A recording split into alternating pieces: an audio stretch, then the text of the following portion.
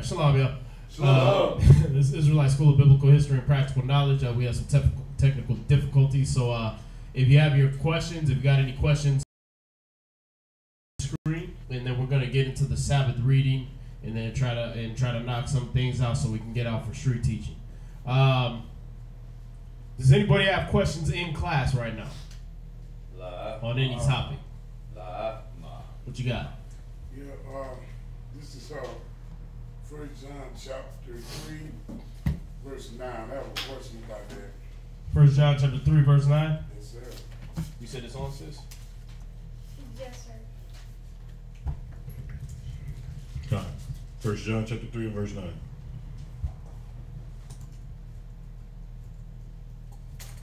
Go ahead and read that. 1 John chapter 3 and verse 9. Whosoever is born of the Most High doeth not commit sin, for his seed remaineth in him, and he cannot sin, because he is born of the Most High. Okay, so what's the question on that? The question on that is that saying that in your heart it's in your heart to not practice sin, or is it saying it's just impossible for you to sin? Let's get it. Give me adjustment. 1 second.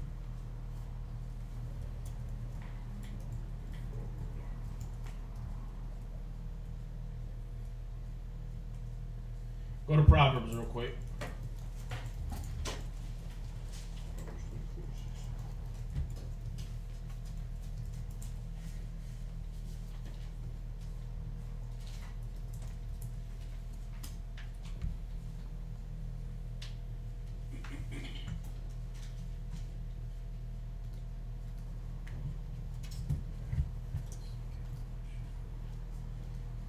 Proverbs what? 24:16. Yeah, Proverbs 24, verse 16. So the question is on, what was it?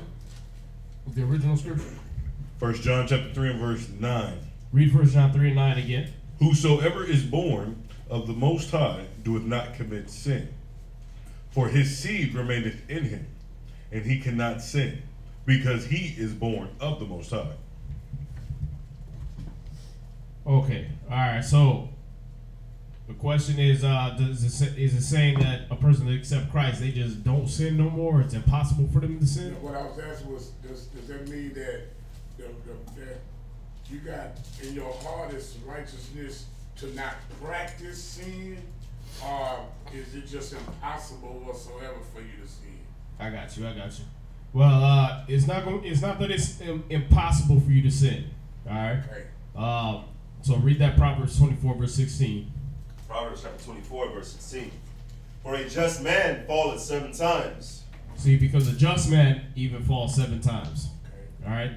They sin. They mess up. All right. Go ahead. And riseth up again, but the wicked shall fall into mischief. Right. See, but the wicked, they're gonna fall to mischief. They're gonna fall into that sin over and over again. Y'all see that? Come on. All right. And the first part of the question was what again?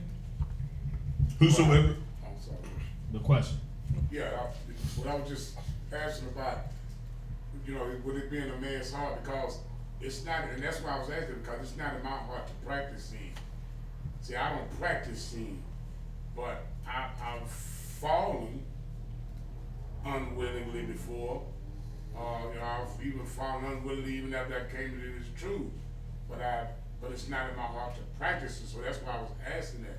It's not in my heart to practice sin. I don't get up every day thinking about sinning against God. I get up every day thinking, what can I do to please God? So that's why I was asking, when I did fall before this truth, did that show that I just got sin in me? That I don't have the seed of God whatsoever. That's why I was asking that question. I got you. And that's the thing. What scripture was that? 1 John 3:19? 3 and 9. 9. Okay. Sorry, there's a lot of stuff all kind of jumbled in my brain at once. It's all right, Said 1 John 3:9.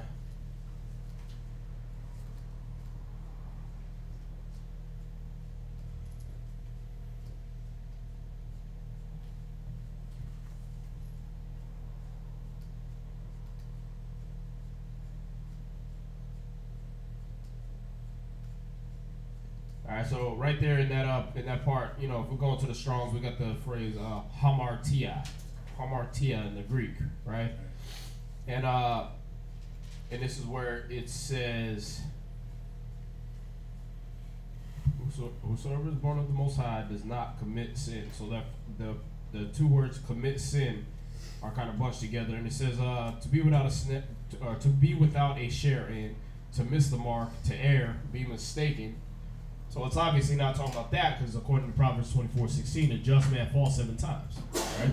So you're gonna mess up, you're gonna err, right? But it says to miss or wander from the path of uprightness and honor, to do or go wrong. He doesn't do that. You understand?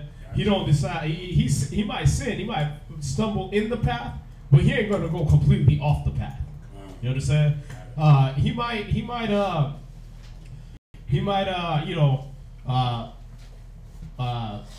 the world, look at David, right? He's seen another man's wife, he slipped, right?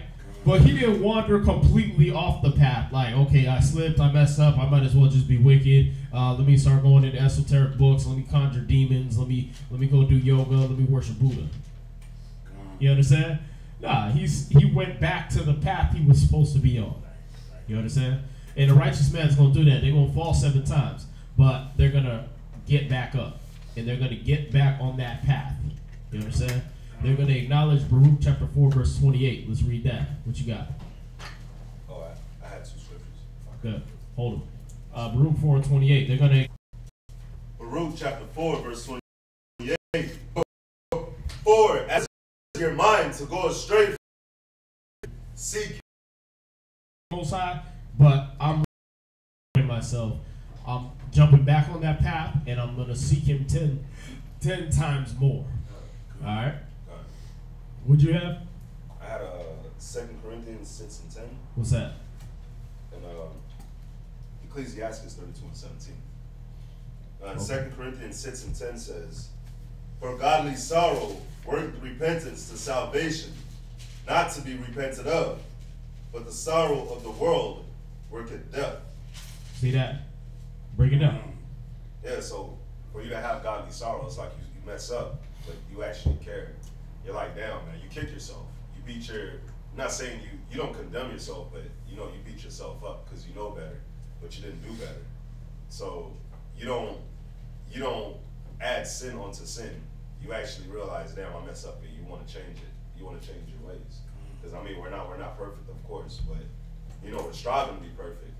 So we gotta have that godly sorrow when we do mess up to realize, like, damn, we messed up. I messed up. Let me not act like I didn't do anything wrong, but let me actually change. Let me try to fix that. You know what I mean? What's that again? 2 Corinthians what? 2 Corinthians 6 and 10 through 11. Okay. You got that? And then I have Ecclesiastes chapter 32, verse 17. And it says, a sinful man will not be reproved, but findeth an excuse according to his will. And that's to go with the godly sorrow. That sinful man, he's not going to have that godly sorrow to actually be reproved or to take correction or to take reproof. He's going to find that excuse to keep on doing it. He's going to try to find a loophole in the law. You know what I mean?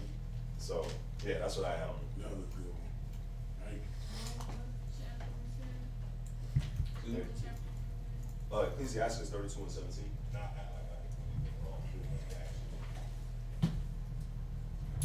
All right, so y'all see that, right? Right.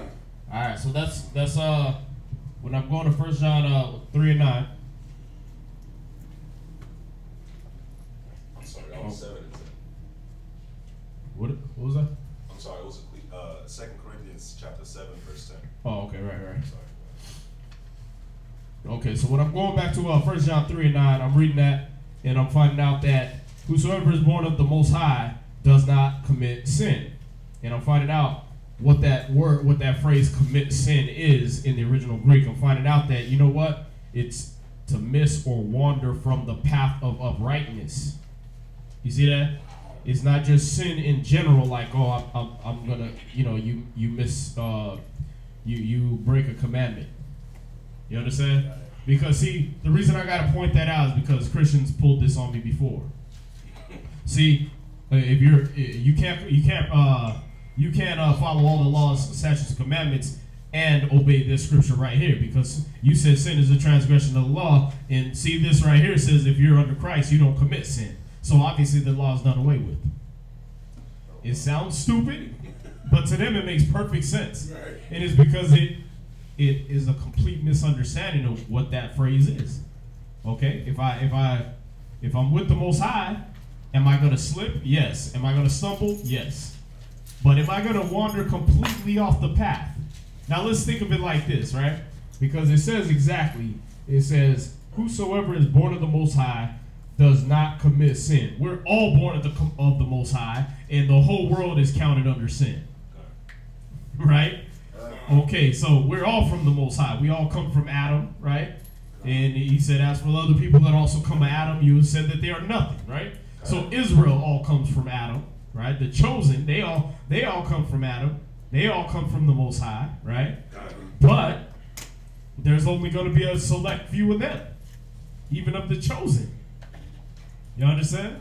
So what is going to be the difference with those chosen? Are they going to be completely sinless? Are they all going to be like little Christ that never committed sin ever in their life? No. They're going to be people that did not wander from the path. You understand? Because if that was the case, again, I could take every single person and weigh them against the law, and you would find a transgression of the law. You understand? Every single person, including Christ. All right? Because that's what the Pharisees were doing. They were weighing him up against the law exactly, right? And yeah, he was working on the Sabbath. That's wrong. You understand? Yeah, he was doing certain things that the law says you're not supposed to do. It was that he had the understanding. You see that? So if I'm letter of the law, yeah, I'm going to be a breaker of the law no matter what. But am I this person? Am I the, let me get it again, and I'll get you in a second. Am I the hamartia? Am I the one that has wandered from the law of God? Have I missed or wandered from the path of rightness and honor? No. I just messed up. I made a mistake. Y'all see that? Just like your definition, like what you were saying, like for me, if I didn't have that definition, when you look at the word commit, and then had sin proceeding, so we know when you commit to something, that means I'm all in for it. There you go. I didn't have to go into the Greek. Like straight up and sin, like nothing else. You know right. What I'm saying? That's why he said if you're a God, you won't commit it because you ain't gonna commit yourself to doing evil. There you go. And see, that's the thing, like I said about contracts, man. You got to know every word of the contract. You got to know what the word commit, because I missed that. So that's a good point. You don't commit sin. You don't commit yourself to that lifestyle, which is the exact meaning that it is in Greek. That I've left that path. I've left the path of righteousness. I've left the path of the law, and I've committed myself to a whole different path. That's adultery. That's where we get into James 4:4. You adulterers and adulteresses. Why? Because you've left me and committed yourself to somebody else. You understand? What's that? Well, I think that's a great illustration y'all gave us. My brother here, especially both of them. Right, that's right. why I asked that, because I know in my own heart, it ain't even on my mind to commit sin, period. I don't even think of it. Have I failed? Yes, that's the reason why I asked that question. Have I failed? But you answered my question perfectly. Now that makes me feel a whole lot better about it, because I know it's not in my heart to get up daily to commit sin. It's not in my heart at all to get up to do that. Right. But do I fall? Have I failed? Yes. So that's why I asked that question. I have failed. But I like what you said. I didn't wallow in it. They're just like driving a vehicle. If I'm driving and I run up on the boulevard, I'm not going to keep driving on the boulevard. I'm going to swerve back over, get back on the road, and get on back going on the way I'm headed. So That's why I asked that. Because that's the lifestyle I live now. I'm no longer living a lifestyle where I get up thinking, yeah, what's up today, what I can do. But I used to think like that. I had a mindset like that once upon a time. Yeah. Yeah, that's That's why I got my behind jacked up. Right. I got it jacked up. You know, I think the Most High did he jack me up and he killed me. I really am. So that's why I asked that, because I don't practice it, but I have failed. But like you said, I did get back up, and and what I know my brother here just said, brother, I was definitely sorrowful, you know, had a very godly sorrow on it. You know, it bothered me probably too much, but I got back up.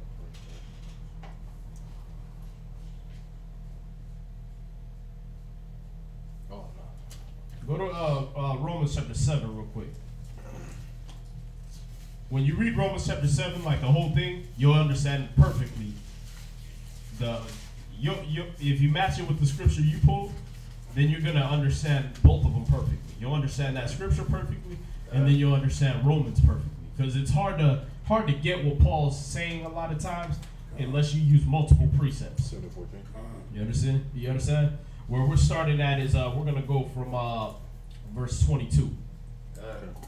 Romans chapter 7, verse 22. Start at 21. Verse 21. I find then a law that when I would do good, evil is present with me. Now, a law is not just thou shalt do this, thou shalt do that. A law is something that is just universally true. All right? So it doesn't just mean the law, like, you know, thou shalt not kill, thou shalt not this, all the laws that we think of in one term. There's another definition of law, and basically it's like the law of gravity, right? There's just certain things that are universally true. What goes up must come down, right? There's certain things that are just universally true. For every action, there's an equal and opposite reaction. Duh. Right? If you do something, something will happen. Nah, really? Right? So there's certain things that are universally true, and that's what he's saying here is that this is a universal truth. When I want to do good, evil is present with me. That's just how the universe works. That's how the world works. That's how the Most High set everything up. When you want to do good, there's something evil trying to take that down. All right? The Most High set things two and two against each other. All right? That's what we read in the Apocrypha. Right? And if y'all want to find that scripture for me, that'll work. But I'm finding this law, this universal truth, that when I want to do good, evil is present with me. You see that? Read. Come, verse 22. For I delight in the law of the Most High after the inward man. Because what does a righteous man want to do? He delights in the law of the Most High. He's like, man, I see it. I understand why he said don't eat pork. Man, he saved my life. You understand? He delights in the law of the Most High after the inward man, in his body, right? In his mind. Go ahead. Verse 23, but I see another law in my members. But I see another universal truth in my members. You understand? It's not the Most High wrote something into your a flesh. Thou shalt war against the spirit. That's not what it's saying when it says the word law. All right. So in this, you have to understand. Paul's like a lawyer, and he has a very extensive vocabulary. All right. So we have to understand that some words mean the same thing. So get the word law out of your head, as in the 10 Commandments, as in laws like you would deal with in court. Think of it more like physics. Think of it more like science, where there's a law, like a law of gravity. Those things, that word means it's a universal truth. All right? That it's just something that is going to happen. All right? So I find a universal truth in my members. Go ahead. Warring against the law of my mind. Warring against the universal truth that's in my mind. You see that? There's a universal law in my members, all right? If, like, even a dead man can get an erection, right? I don't know if y'all knew that, but a dead corpse can get an erection, all right? Yeah, so, you know, these hoes on Instagram think they get likes because they turning men on. It's like, nigga, I could be dead and get turned on. What are you talking about? You understand? The sleep of death will turn me on. So what do you ain't doing nothing special. You know what I mean? But this is a universal law in your members that you get an erection for whatever reason. You understand? Okay, so is that something that's like, okay, thou shalt get an erection everywhere you go? No. All right? No, that's just something that your body does. You understand? When you die, all your muscles relax, all your blood vessels relax, and when that happens, so does all the blood vessels in your penis, and then boom, you get an erection. All right? When they hang you, they snap your C4 vertebrae, and all the blood vessels in your body relax, and then you end up with an erection. That's why they made the phrase well hung, because they would check you to see if they had done the rope right, if you had an erection when you were dead. So that's where you get the phrase, he's well hung. Alright? Because they would say that when you had the little boner when they snapped your damn neck. Alright? So, you know, I gotta find out that there's a universal law in my mind, right? My mind knows that, damn, these are the right things to do. Everything the Most High says is true and good and holy. That's a universal law up in here. It makes sense. You understand? But my body has a universal law that I have to be fruitful and multiply. If I see a fat booty, I gotta look at it because that's a possibility. I have an opportunity to be fruitful and multiply. You understand?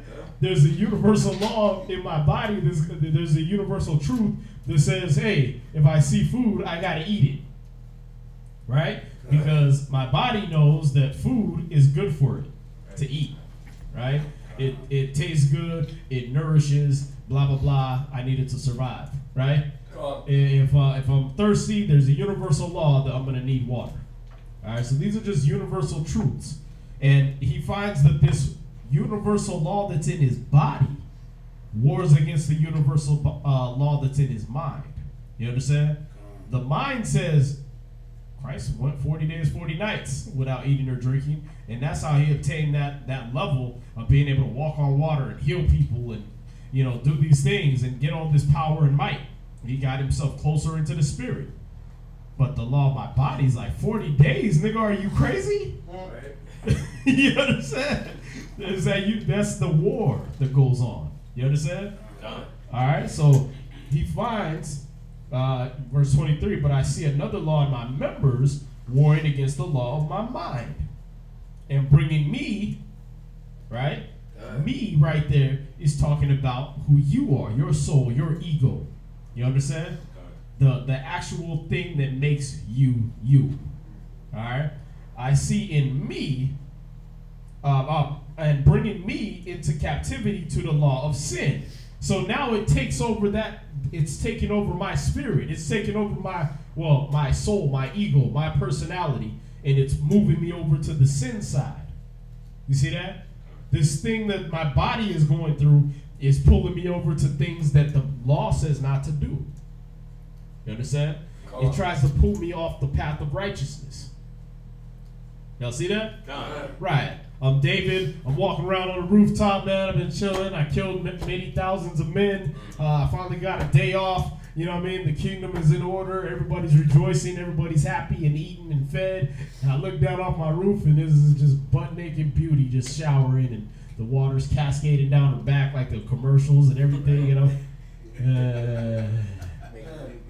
You know what I mean? Okay, at this point, she's so bad, I don't even care who she's sleeping with, whose wife she is, whatever. Who's that down there? That's Uriah's wife, your right-hand man. Oh, okay, bring her up here. Why? Because it just brought my whole being into the... Is the actual scientific nature of that is the blood rushes down there and leaves up here. Right. You understand? That takes over. So it brought my mind into captivity. It brought me. You understand? The actual me, both the sides. It brought the side that wants to do righteousness and all that down to a beastly level. That's all she is. She's a walking vagina. I need that. You understand? You see how beastly that sounds, right? Because that's how dogs operate. That's how beasts of the field operate.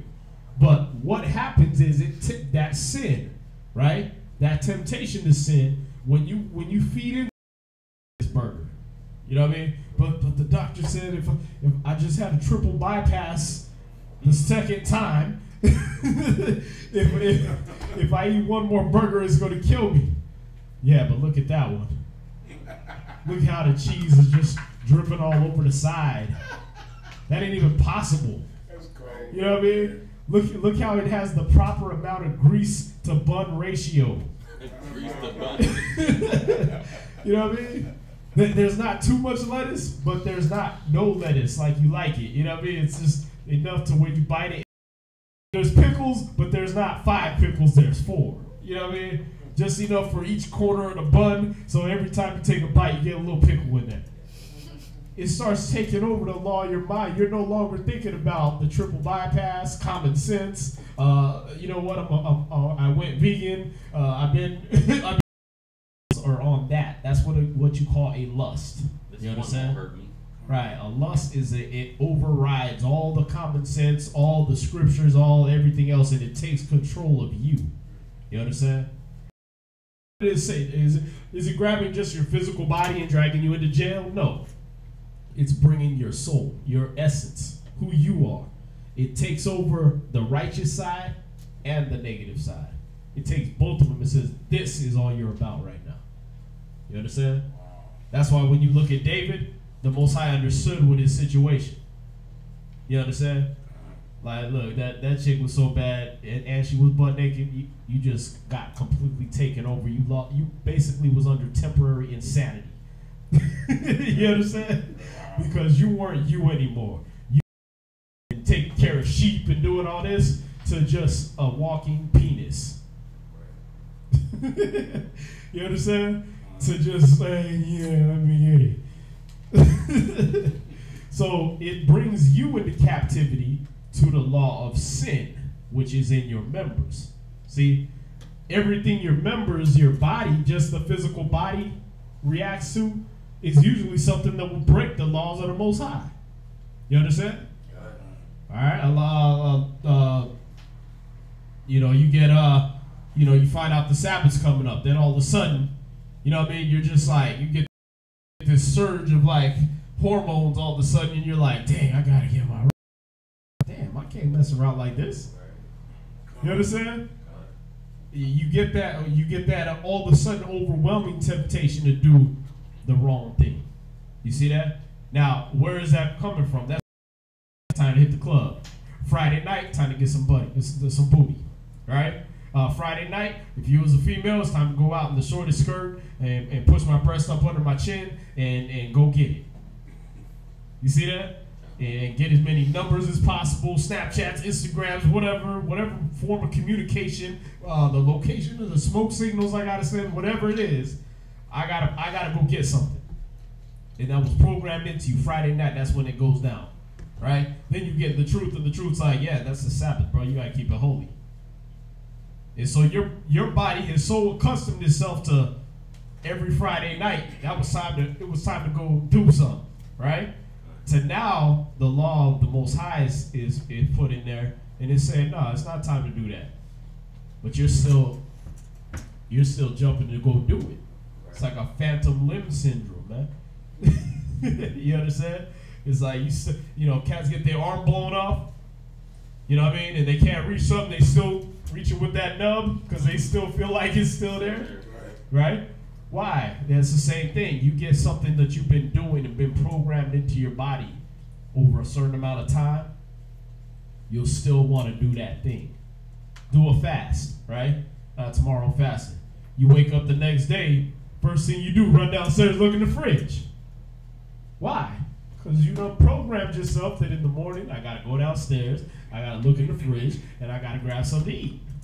Then you got to, oh, wait a minute, hold on, I forgot I'm fasting, dang. You understand? So what is that? That's that law of the Most High warring against the law of your members, your flesh. What's that?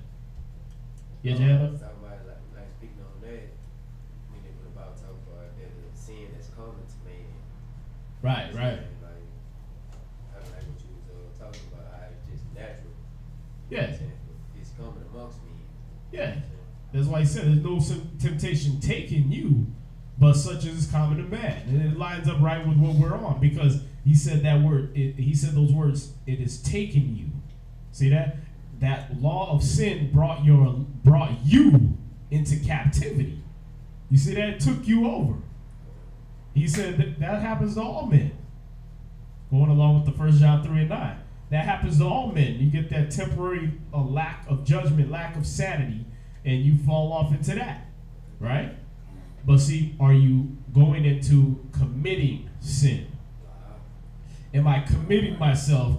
Am I David? I messed up. I committed adultery. Now I'm going to commit my life to that. Because, man, if I got that badass woman, I can give me another one. Right? You know what? Who else is in there? Benaiah, who's my other right-hand man? Well, I got 30 right-hand men. They probably got some bad women, too. Let me just slaughter all of them. Nah, he didn't go into that. He was like, no, I'm fasting. I'm praying. Please don't take my firstborn with her. You did it. Okay, now I'm going back to feasting and happiness. You understand? But I'm going to stay on the right path. And that was a temporary lapse of judgment and insanity. And I'm going to go ahead and realize that, acknowledge my transgressions, and walk on the path of righteousness. Y'all see that? Yeah, so that's I'm not going to be brought captive and taken captive by that and stay in that path. All right? I'm not going to commit myself to that sin. Y'all see that? All right, so we got to be paying close attention. I'm really glad you brought that out. You got to be paying close attention to the words of these scriptures, man. Because that's how a lot of us fall. All right, any other questions?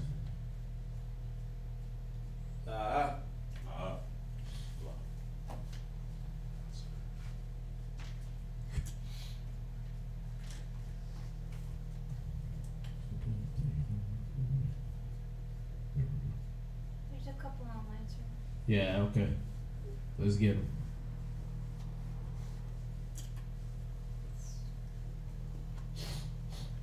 Someone says, Shalom, Israel. Are the fake Jews descendants of Japhet or Esau? Well, let's see. Because I love this topic, and I went over it before. There's a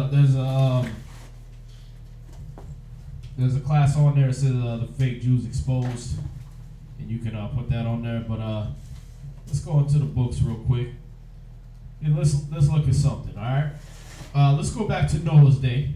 Let's get back into Genesis. If you want to get in about chapter 7.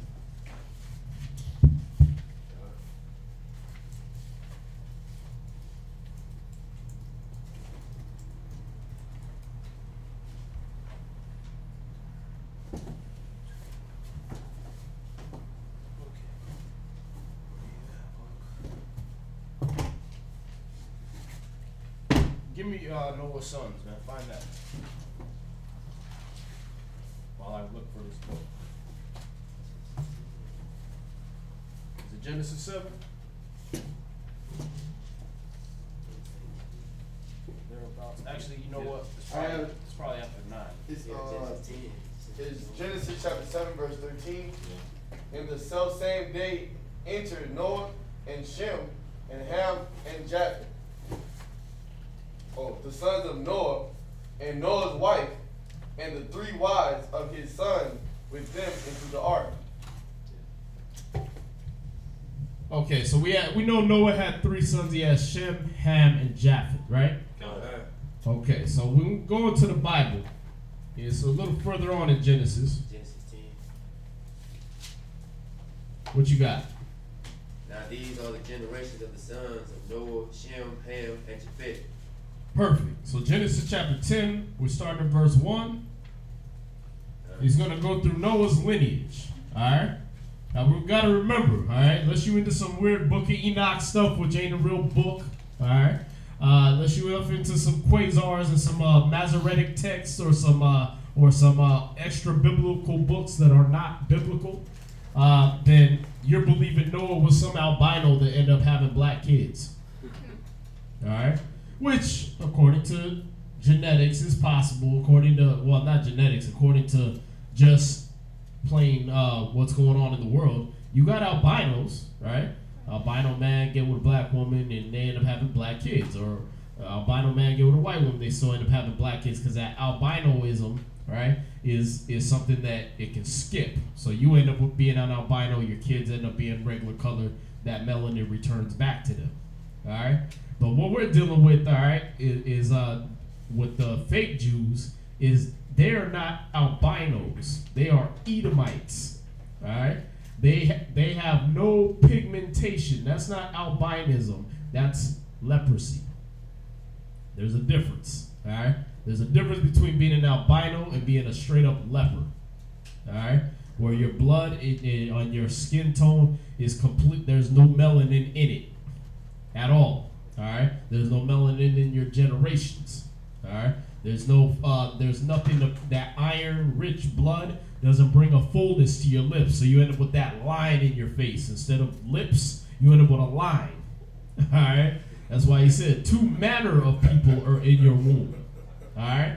One got lips, the other one don't. You understand? The other one got a booty, the other one don't.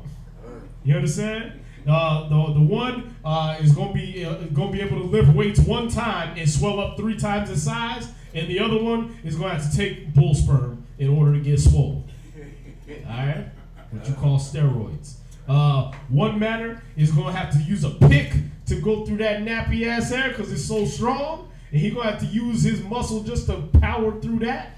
And the other one is gonna be able to drop a comb in it, and it'll fall out the bottom, because it's so stringy and relaxed, it has no strength in it. All right? These are 2 manner of people. And when you deal with the fake Jews, they fit all those characteristics. All right? Now, huh? Then he say 2 nations. That means there you go. 2 different nations of people. Exactly. So there's not an albino version of a Hebrew. No. This is an entirely different nationality gonna pop out of your womb. You understand? So this is gonna be like looking at the Chinese and looking at a Swedish person. There's 2 different nations. They 2 different people coming out of your womb. All right. So it's gonna be 2 manner of people are gonna be separated from your bowels. That's what we read about in Genesis chapter 25. Correct? Okay. So when we deal with Noah, we got Noah, a black man. All right, he has 3 sons: Shem, Ham, all right, whose name means burnt. All right, and then we got Japheth. All right, now we're gonna go. It's gonna go through the descendants of Japheth. Let's see. He's going through Ham here. Oh, here we go. Verse 2. Read that. Genesis chapter 9 and verse. Genesis chapter 10 and verse 2. The sons of Japheth. So now we're going into the sons of Japheth. Go ahead. Gomer. From where you get the original inhabitants of the nation called France. The original inhabitants that inhabited that land at the beginning. Not those Edomites that live there now. Okay? Those were originally black people. And that's in their histories. That's in their books. That's in all that underground cave catacombs they got down there. Everybody was black. And those Edomites came over as the Ottoman Turk Empire, and they took over France. And now, instead of Gomer living there, you have French people living there. Go ahead. Magog, all right. The original inhabitants of Russia were black. Go ahead. And Madai, all right. Go ahead. Javan, the original Greeks were black. Okay, they were sons of Japheth. The original inhabitants of the place called Greece were black people by the tribe called Javan. Read.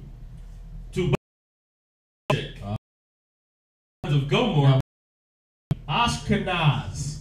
All right. So these people were black people. All right.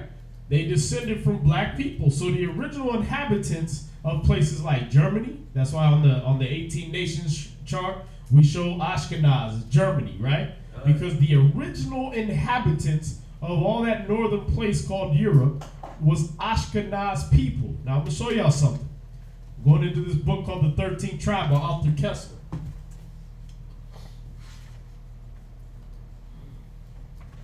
And this is page 181. Chapter 8, page 1. All right, the Ashkenazim, or people of Ashkenaz, right, at the same period numbered about 11 million. Thus, in common parlance, Jew is practically synonymous with Ashkenazi Jew. You see that? So that's why they call them Ashkenazi Jews. But check this out. But the term is misleading. You can't be an Ashkenazi Jew. Jew refers to people of the tribe of Judah, of the nation of Israel. Ashkenaz is not even of Shem. They're of Japheth. That's a whole different nation. You understand? All right, so you can't say Ashkenazi Jew. That's like saying a Mexican Chinese man. You understand? Like I'm Polish American. All that bull crap they give you now, right? No, you're either one or the other. Those are two different nations, two different nationalities. All right? All right, so the term is misleading, for the Hebrew word Ashkenaz was, in medieval rabbinical literatures, applied to Germany. Y'all see that? So the original inhabitants of Germany were referred to as Ashkenaz, thus contributing to the legend that modern Jewry originated on the Rhine. There is, however, no other term to refer to the non-Sephardic majority of contemporary Jewry. So the people that call themselves Jews, they're saying there's no term for them, really. That's why Hitler called them bastards in that Time Life book. They didn't have no term. Why? Because the Esau was trying to shake the yoke of being called Esau. So they had called themselves different names through time. All right? So by this time, they didn't really know what term to call them. But they do. They just don't want to tell you, oh, we're Edomites. Because they know what curse falls on Esau. All right? If you'll look at them, then you'll look at the book of Obadiah and be like, nah, man, you can't marry my daughter. No, Serena Williams is not marrying you. You understand? No, Halle Berry is not getting with you. All right? You'll instantly be like, hell no, I ain't walking her down the aisle to you. Because why? Because you'll know that they're a cursed people. Y'all see that? All right, now check this out. For the sake of piquantry, it should be mentioned that the Ashkenaz of the Bible refers to a people living somewhere in the vicinity of Mount Ararat and Armenia. The name occurs in Genesis 10 verse 3 and 1 Chronicles 1 verse 6 as one of the sons of Gomer, who was a son of Japheth, what we just read, right? Ashkenaz is also a brother of Togarmah and a nephew of Magog, whom the Khazars, according to King Joseph, claimed as their ancestor. So the Khazars are who you know as the Jews today. They claimed the people they took over when they went to the Rhine in Europe, when they went and crossed over the Rhine in Europe and they started conquering the original black nations that were in those European countries. They would claim to be each one of those people. We're taking over the Magyars. Okay, we're Magyars now. We're taking over the Rus. Okay, we're Russians now. Y'all see that? Gone. We're taking over the Gauls. Okay, we're Gauls now. We're taking over the Jews. Okay, we're Jews now. You get it? We're taking over the Arabs. Oh, we're Arabs now. Y'all get it? Gone. During the Renaissance period, right? They had conquered Constantinople. We're calling ourselves Romans now. As they came up and started conquering well-established tribes like the Jews that were in England and Scotland and things like that, as they started getting more strength, they would come up and now we're Scottish.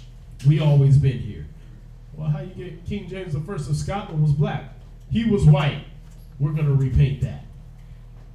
You understand? But Queen Elizabeth was black. She was white. We're going to remake that as a movie. She was pale as hell. Oh, but that means if she was black, then her father, Henry VIII, was black. Nah, he was white too. Y'all see that? Well, what about the Dark Ages? Them cats lived during the Dark Ages from 193 to 1453 AD. But nah, that was all white too. It was just the lights were out. What? You understand? So this is what Esau's done through history to shake the curse that's been put on their head. All right. It's just like Cain did. He said, this punishment is too great for me. The punishment is more than I could bear. He said, everywhere I go, they'll count me as a vagabond in the earth. And the Most High said, okay, I'm going to put a mark on you. So anybody that touch you, they'll know that yet they're going to get a curse on them 7 times what you got. Y'all see that? Okay, well, look at the white man. He got the same curse of Cain on him. He got a mark put on him, took all his melanin. Everywhere he go on the earth, oh, don't touch him. He can run right through a black neighborhood at 2:15 in the morning. You know what I mean? And nobody mug him, nobody shoot at him, nobody molest him, nobody have a problem, right? Little white girl can run through 98 pounds, be on her job with her shortest shorts on, not get raped. Why? Because it's already a mark on them. That mark of Cain is on them. Like, ooh, if I touch her, the cops gonna be down on my ass. There's gonna be an open manhunt that will never close. You know what? They'll catch me when I'm 99 years old on some deserted island and hang my ass and set me on fire for some stuff I did 99 years ago. You understand? Come on. Why? Because the statute of limitations will never run out on you putting your hands on Esau, man. or Cain, as it is. Yeah, what's that? We witnessing that with Bill Cosby. Yeah, see that? Like, come on, man. The statute of limitations on any of them rape cases. How you rape a Playboy bunny, first of all? All right, you have to have sex with the old ass Hugh Hefner just to get in, right? So you ain't raping no whore. Like, what are you talking about? I wasn't raped. I accidentally fell over and landed in her. You understand? But they pull that they tell you, oh, the statute of limitations run out. We can't find your daughter. We can't arrest the man that kidnapped your daughter 20 years ago. But they can get Bill Cosby for some stuff happened 30, 40 years ago. Oh yeah, you dropped a drink in her, and it's off allegations of that. Ain't even like facts or evidence to it. Right. She said it, so he gotta go. Right? R. Kelly, right? He over here, they got him calling him, he's doing this sex cult. And he's locking these women down and everything, and he's yelling at them and being harsh with them. Like, he got mad at one of the chicks because she didn't do her homework. Like, okay, your wife's still in school and she don't do her homework, you get mad at her, you go check her. Right? But, well, she's only 19 and he's 50. Okay, nigga, Hugh Hefner's like $1 million? Man, right? And he been running around with like 6 18-year-olds up under his arm for like the last 30 years. He just interchanges them. Oh, you're 19 now? You gotta go. Next. Oh, you graduated? Let me see your diploma. Come on in. You're part of my bevy of beauties. You just get to hang out under my arms all day, and the whole world loves us. They don't have no problem with polygamy. They don't have no problem with rape, statutory or otherwise. They don't have no problem with it being a sex cult or none of that, right? What's a bigger sex cult? You got a bunch of women barely out of high school, butt naked, willing to butt naked be on a magazine for public viewing, and you hang out in a place called the Grotto, which is like an underground thing dug out in a cave where you just got like nice waterfalls and all this stuff, right? But you basically going into a sub-basement and hanging out with a bunch of people and swimming around butt naked. Wow. That sounds like a damn cult to me. If I got to go down to somebody's basement to enjoy life, that sounds more like what you would call a cult to me. But R. Kelly put him up in the Trump Towers, get him a place to stay. They want to hang him, right? Why? Because that's Esau's blessing. That was Cain's blessing / curse. You gonna go everywhere in the earth, but if anybody touch you, they're gonna get the curse on them. You see that? Because you just doing what I set you out in the earth to do. You're the balance. Y'all see that? Okay, well, same thing traveled down to Esau, who had that same spirit of Cain on him. He wanted to kill his brother. It traveled down to his seed, who are the Amalekites, not the Ashkenaz. Because as we just read, the Ashkenaz come from Japheth. All right? And when the Khazars, according to their king Joseph, claimed as their ancestor, all right? So he's not really their ancestor. They claimed him as their ancestor, just like when they came down into Judea. Right? In the time of John Hyrcanus and everything. They came down and John Hyrcanus converted them. He took them Edomites over and converted them.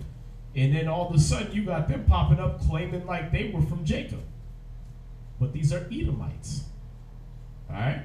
So no, these are not the Amalekites as we know them. As a matter of fact, the Amalekites, when you go into 1 Samuel, chapter 13, 14, 15, you're going to read about the Amalekites, who Saul was ordered to go and take over and utterly destroy the sinners, the Amalekites. All right? Now, when you look at the Amalekites, we're going to find out about the descendants of Esau. Let's go to Genesis chapter 36. Genesis chapter 36. See, we know the history on all these people. So it ain't racism, it's history.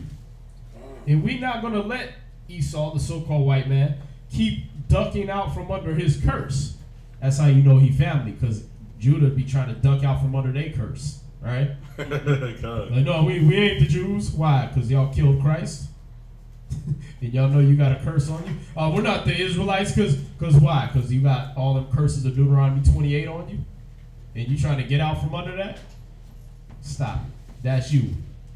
Y'all see that? Nobody else fit that. God. What are the Edomites trying to get out from under? They don't have the curses of Deuteronomy on them. They got worse curses. We don't get a place of repentance, though we seek it carefully with tears. They got that the Most High hates us forever. That's what they got.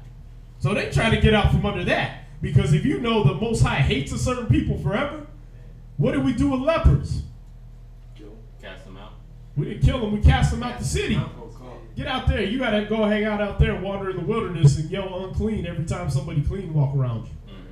You got to declare it. Oh, unclean, unclean. That's like in this day and age, everywhere you walk around, you got to be like, AIDS, I got AIDS, I got AIDS. Right. You understand?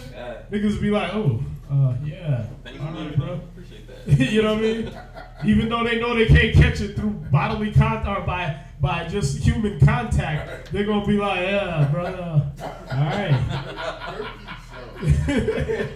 Yeah, you know what I'm saying?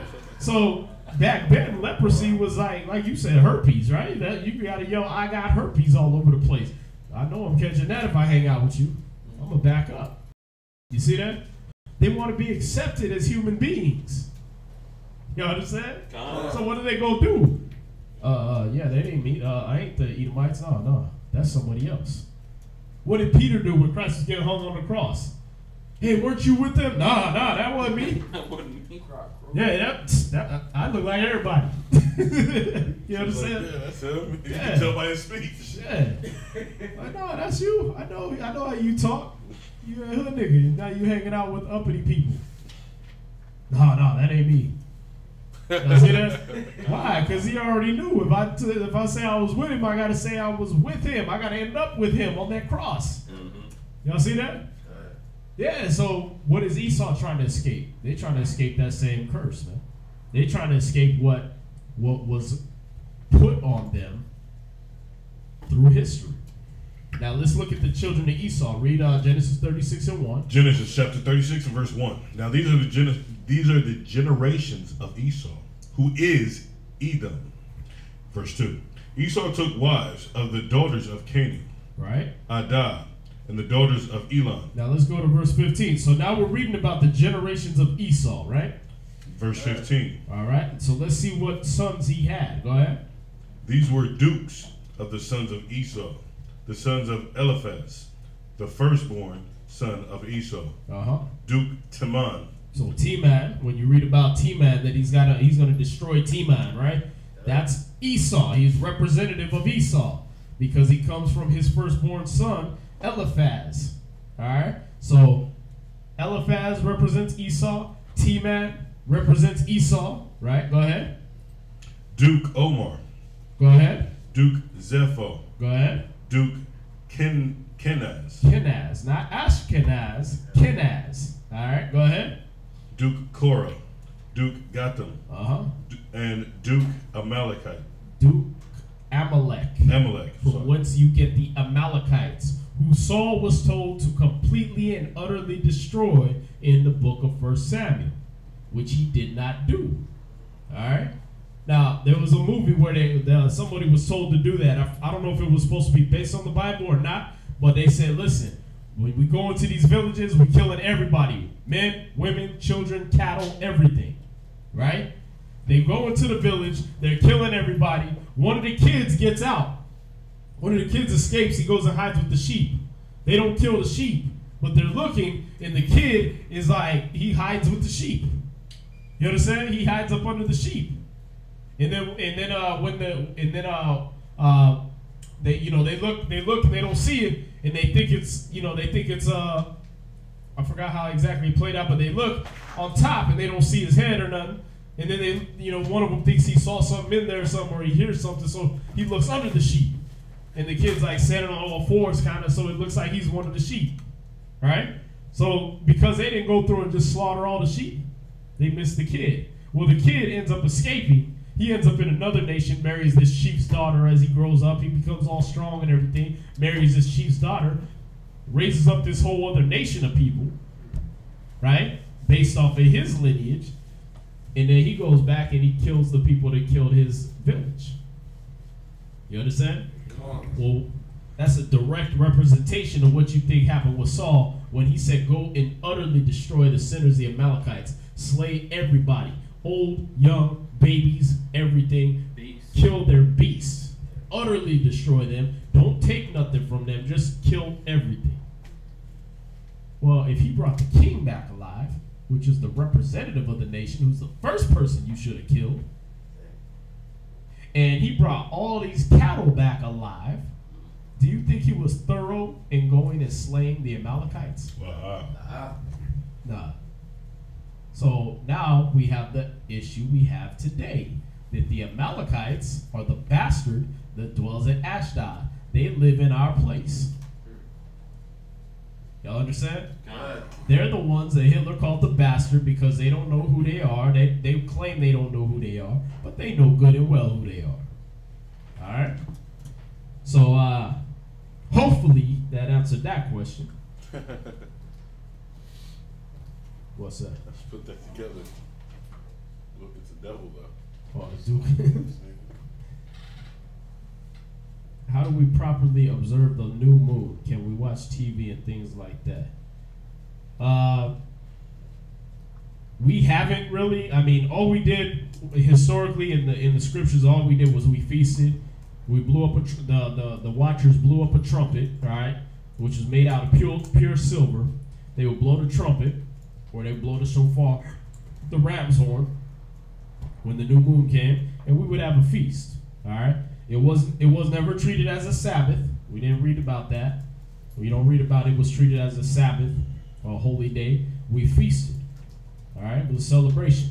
But in this day and age, we have, so far as our camp, we don't really put it out there like, oh yeah, we got to celebrate the new moon and do all this. But you do got camps we're affiliated with. We got Next and stuff like that, and they trim their beards and they make sure they go out and have a feast or whatever. But in this day and age, we don't got time to really get to celebrate every single feast the Most High had laid down. Because you look at the fake Jews, they're in their kingdom right now. So they get to do Rosh Hashanah, Yom Kippur, I'm just Jewish and it's Tuesday, I get the day off, you know what I mean? So they get to do all the little holidays. Like when we're reading these on the Hebrew for Christian site, when we're reading these readings that we go through, they're celebrating right now the 3 weeks of fasting for Tammuz. You understand? And they just call it the month Tammuz, and they're saying that it's 3 weeks of fasting because when Moses came down and threw the commandments down, right? So they're saying it's mourning for that time when they broke the commandments and Moses came down and smashed the tablets, right? And they all mourned for that for like 3 weeks. So they're saying that's that. Well, what do you think they're doing? Do you think they're working? No, they're chilling. They're somber in prayer. They're dressing in all black, and they're going to their little synagogues, and they're oiving themselves all the way to hell. Oiving. You understand? So That's what they get to do. Right now, we got work to do, man. We got a whole nation we still got to build. So we do this. We do the reading. We do the law, statutes, commandments, and we don't get to celebrate every single thing that was put down. We celebrate the major feasts, those major 7 feasts that the Most High and our ancestors have put down, and we kind of leave it at that. And our Sabbaths. All right, but yeah, like I said, you can. It's not unlawful to do it if you can do it. All right, but you know if the new moon falls on a Wednesday, we're not gonna stop class and be like, hey, it's the new moon, so everybody make sure you go home, have a feast, and chill. No, we got class to teach. All right. Generally, that we had set that as women's class, so the women gonna miss out. We're not gonna do that every new moon, every 30 days. All right. Let's see. But if you're gonna observe the new moon, you're gonna feast and you're gonna celebrate, and it's not a Sabbath. So if you're gonna watch TV and things like that, I mean, if you're gonna watch TV at the feast, that's kind of counterproductive. All right. You know, you're gonna sit at the dinner table with your wife and kids, and instead of teaching them, you watching Netflix and chill. All right. The law, statutes, and commandments was supposed to be shared at the dinner table, in your dwellings. You talked about those day and night. All right. So you're not gonna be sitting there doing the TV thing at a feast. But yeah, that's how we historically celebrated the new moons. All right. As you read it again in 1 Samuel, right, when David came to was dealing with Saul called him to a feast on the new moon. All right. He didn't come because he said he was going to celebrate it with his family, and Saul got all angry, and then Jonathan had to go tell him, yeah, he got real upset because I think he was trying to kill you, so you're going to have to run. Y'all see that? All right. So you can find all those stories in 1 Samuel. Was that it on questions? Yes, sir. All right, so we're going to get into this reading. We got about 2 hours, so let's knock this out, man. Where we start now? We're going to begin at Numbers, chapter 30 and verse 1. Numbers 30, verse 1. God.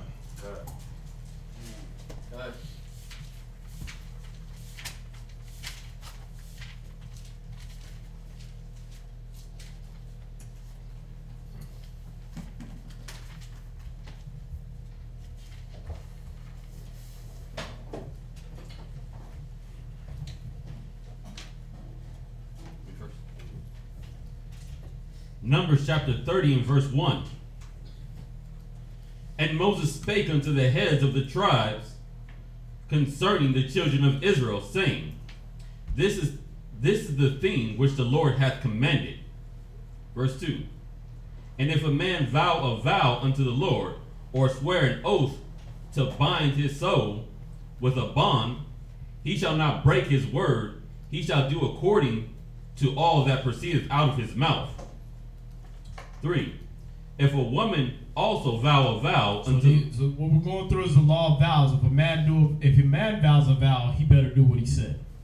All right. You vow to the Most High, you can't break your word. You got to do it. The Most High will hold you accountable.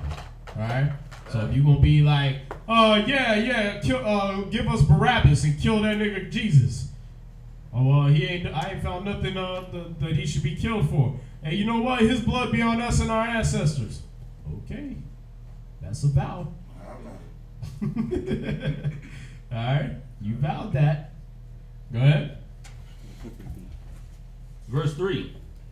If a woman also vow a vow. Now, where you get equality in this? If he had to make a separation between if a man vows a vow, this. If a woman also vows a vow, just that right there is showing you there ain't no equality. Y'all see that?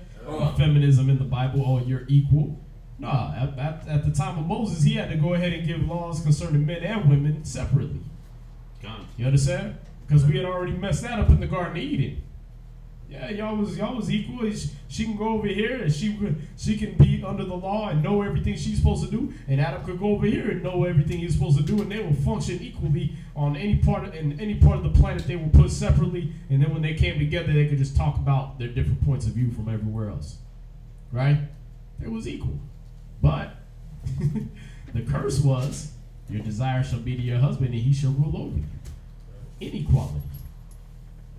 You understand? All right, so now when you get to Moses' time, ain't no, oh yeah, if a man vow a vow, oh yeah, you know what? Let me correct myself. If a person vows a vow, he didn't do that. No, if a man vow a vow, he better do it. So he got his obligation. You can't just say any old damn thing. You're accountable. And now if a woman vow a vow, read. If a woman vow a vow unto the Lord, and bind her soul by a bond, being in her father's house in her youth, and her father heareth her vow, and her bond wherewith she had bond her soul, and her father shall hold his peace at her, then all her vows shall stand. Right. I'm going to be a virgin all my life, Yahweh, because I want to dedicate my entire life to the study and the knowledge and teaching of my people and spreading your word throughout the earth. Okay. If her pops hears that and he's like, man, my daughter good, man. I like that. You know what I mean? He's content with that. Then that's how it is. All right. It stands. Read. And every bond wherewith she hath bond her soul shall stand. Right, so that'll stand. Now I'll honor that. The Most High will honor that. Now check this out. Read. Verse 5. But if her father disallow her in the day that he heareth. Whoa. You ain't gonna give me no grandkids? Hold on, man. No, you can't vow that. You can't do that. No. You my only daughter, man. We gotta have a lineage somehow. You understand? Listen, I had already preset you to marry so and so because he's a prince of the tribe of Levi, or he's a prince of the tribe not Levi, but he's a prince of the tribe of Judah, and he said that he wanted to marry one of my daughters. So I already got you engaged to him. Mm-hmm. He already done paid a dowry before you even came of age, and he's waiting for you. You can't be no vow. You gonna be a virgin? What the hell are you doing? You understand? Check this out. Read. Not any of her vows or her bonds wherewith she had bonded her soul shall stand. See that? So a father could disallow the vows of his daughter. What no equality. You understand? No, you can't vow that. Sorry. Wait. You gonna give the priest 100,000 sheep? Those are my sheep. What the hell's wrong with you? You understand? I don't care if you combed them. I don't care if you sheared them. I don't care if you petted them every day. Those are my damn sheep. You can't vow them off to the priest. Y'all see that? I give what I'm supposed to give. You can't be vowing on 100,000 sheep. I need them. Y'all see that? Yeah, see, so a father could disallow the vows of his daughter. Go ahead. And the Lord shall forgive her because her father disallowed her. See? The Most High is going to forgive that. He ain't going to be like, no, I'm still holding you to that. You better give me them sheep. You better find a way. You know what I mean? You better go buy one and start breeding. Nah. He's going to be like, okay, you know what? You just slipped. You should have checked with your pops first. This vow's not going to stand. Go ahead. 6. And if she had at all an husband, and she vowed or uttered aught out of her lips, wherewith she bond her soul, and her husband heard, and held his peace at her in the day he heard it, then her vow shall stand, and her bonds wherewith she bond her soul shall stand. Right. But if her husband disallow her in the day that he heard it, then he shall make her vow which she vowed, and that which she uttered with her lips, wherewith she bond her soul, of none effect. That's the last time you're going to leave the toilet seat up. I swear to God, I'm leaving your ass. All right? No, you're not. Yahweh didn't hear that. Alright? He ain't gonna hold her to that. He ain't gonna, hey, you better leave your husband. He ain't gonna do that. He's not gonna honor that vow. Alright? Go ahead. And the Lord shall forgive her. 9. But every vow with a widow and of her that is divorced, wherewith they have bond their soul, shall stand against her. Right. So if it's a widow, all right, she's been married, and her husband's dead. If she was with the man and she was divorced, all right, he gave her a right in the divorcement and sent her off. Okay, then everything she say is like as if a man did. You understand? Okay. All right, go ahead. 10. And if she vowed in her husband's house, or bond her soul by a bond with an oath, and her husband heard it, and held his peace at her, and disallowed her not, then all her vows shall stand, and every bond wherewith she bond her soul shall stand. 12. Right. So before she became a widow, if she made vows while she was in her husband's house, if before she got divorced, she made vows when she was in her husband's house, those vows won't stand, even after he died or he leave her. All right. Read on. 12. But if her husband had utterly made them void in the day he heard them, then whatsoever proceedeth out of her lips concerning her vow, and or concerning the bond of her soul, shall not stand. Her husband hath made them void, and the Lord shall forgive her. 13. Every vow and every binding oath, her husband may make it void. 14. But if her husband altogether hold his peace at her from day to day, then he establisheth all her vows, or all her bonds, which are upon her, he confirmed them, because he held his peace at her in the day that he heard them. 15. But if he shall any ways make them void after that he hath heard them, then he shall bear her iniquity. Right. See that? So if he goes and okay, yeah, you can go ahead and vow that vow, and then later on he's like, that's kind of inconvenient for me. Like, okay, you just vowed to be celibate for 90 days, but I want some. But I agreed when you said it at first, right? I can't come back just because I'm horny now and be like, yeah, you know what, your vows don't count no more. Nah, I joined in with you. I bound myself. Now you see where Paul is saying, defraud yourselves if it be for a time, right?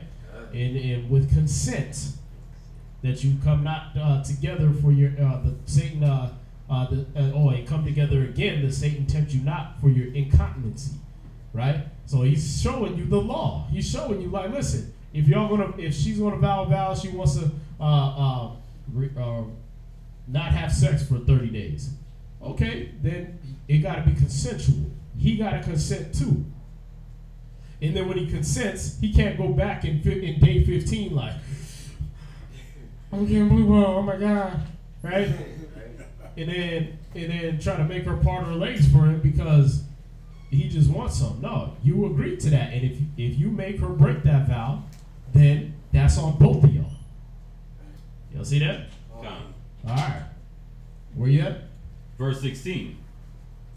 These are the statutes which the Lord commanded Moses between a man and his wife, between the father and his daughter, being yet in her youth in her father's house. What am I going to? So 31 verse 5. Numbers chapter 31 and verse 1. And the Lord spake unto Moses, saying, avenge the children of Israel of the Midianites. Afterwards shalt thou be gathered unto thy people. And Moses spake unto the people, saying, arm some of yourselves unto the war, and let them go out, and let them go against the Midianites, and avenge the Lord of Midian. 4. And every tribe 1,000 throughout all the tribes of Israel shall ye send to the war. 5. So there were delivered out of the thousands of Israel 1,000 of every tribe, 12,000 armed for war. Right. So he said, listen, we're gonna go kill the Midianites for what they did, sending their women in here and trying to pull Israel off into other gods. All right. So take 1,000 men from every tribe. We're gonna send 12,000 against the whole nation of Midian. All right. So now we got next reader, right? God. Number 31, verse 6. Okay. You already read it? You already read it? He's the first I one. was the first reader. That one. Oh, you weren't here yet. That's right. So you'll be the next reader.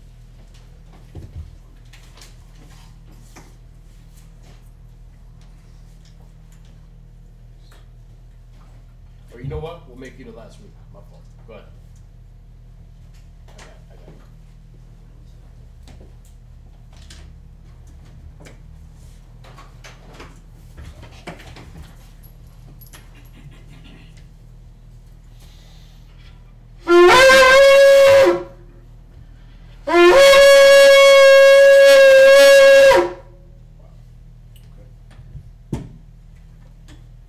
Ray, Shabbat Shah, Yahudah, Bun, Yashala. Ray, Shabbat Shah, Yahudah, Ban Yashala, I imagine.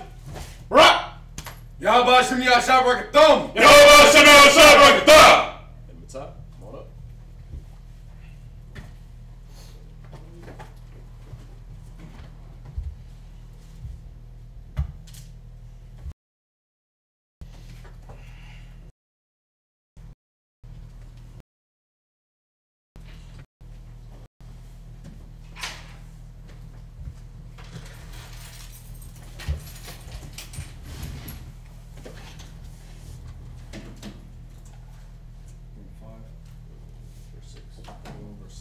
Verse 6.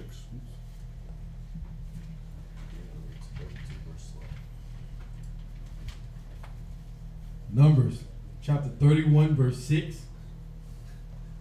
Come on. And Moses sent them to the war, 1,000 of every tribe, them and Phinehas, the son of Eleazar, the priest, to the war with the holy instruments and the trumpets to blow in his hand. And they warred against the Midianites as the Lord commanded Moses. And they slew all the males, and they slew the kings of the Midianites, beside the rest of them that were slain, namely Evi and Rechem and Zur and Hur and Reba, 5 kings of Midian. But Balaam also the son of Beor they slew with the sword. Verse 9. And the children of Israel took all the women. So y'all remember Balaam, right? So he was the son of Beor, which was an Edomite. All right. Balaam was the one that tried to curse Israel. So they finally got their revenge on him too. All right. So that's how we know he was not a prophet of the Most High. He was a diviner, and the Most High used him for a certain situation. Y'all understand? Come on. He was a magician, basically a witch. All right. And the Most High used him for that situation to bless Israel and to make blessings come out of his mouth instead of curses. All right. But they killed him too. So that's how we know he wasn't no prophet of the Most High. All right. Come on. Go ahead. And the children of Israel took all the women of the Midian captivity. All right. So we got a question. What verse is that? No, verse 6. Read it. The holy instruments, the last precept. I don't read the verse. And Moses sent them to the war, 1,000 of every tribe. Hold on. That's verse 6? Come. God. Yeah, come. Oh, okay. Go ahead. Them and the Phinehas, the son of Eleazar, the priest, to the war with the holy instrument. Right. So he sent them with the holy instruments, the Ark of the Covenant, that went to war with Israel every time. All the vessels of gold, certain things that the priest was going to use, that went with Israel. All right. So Phineas, because of what he did, he was counted up to the priest's office. See, remember the Levites, they couldn't marry outside of the tribe of Levi. The priests, they couldn't marry outside of the tribe of Levi.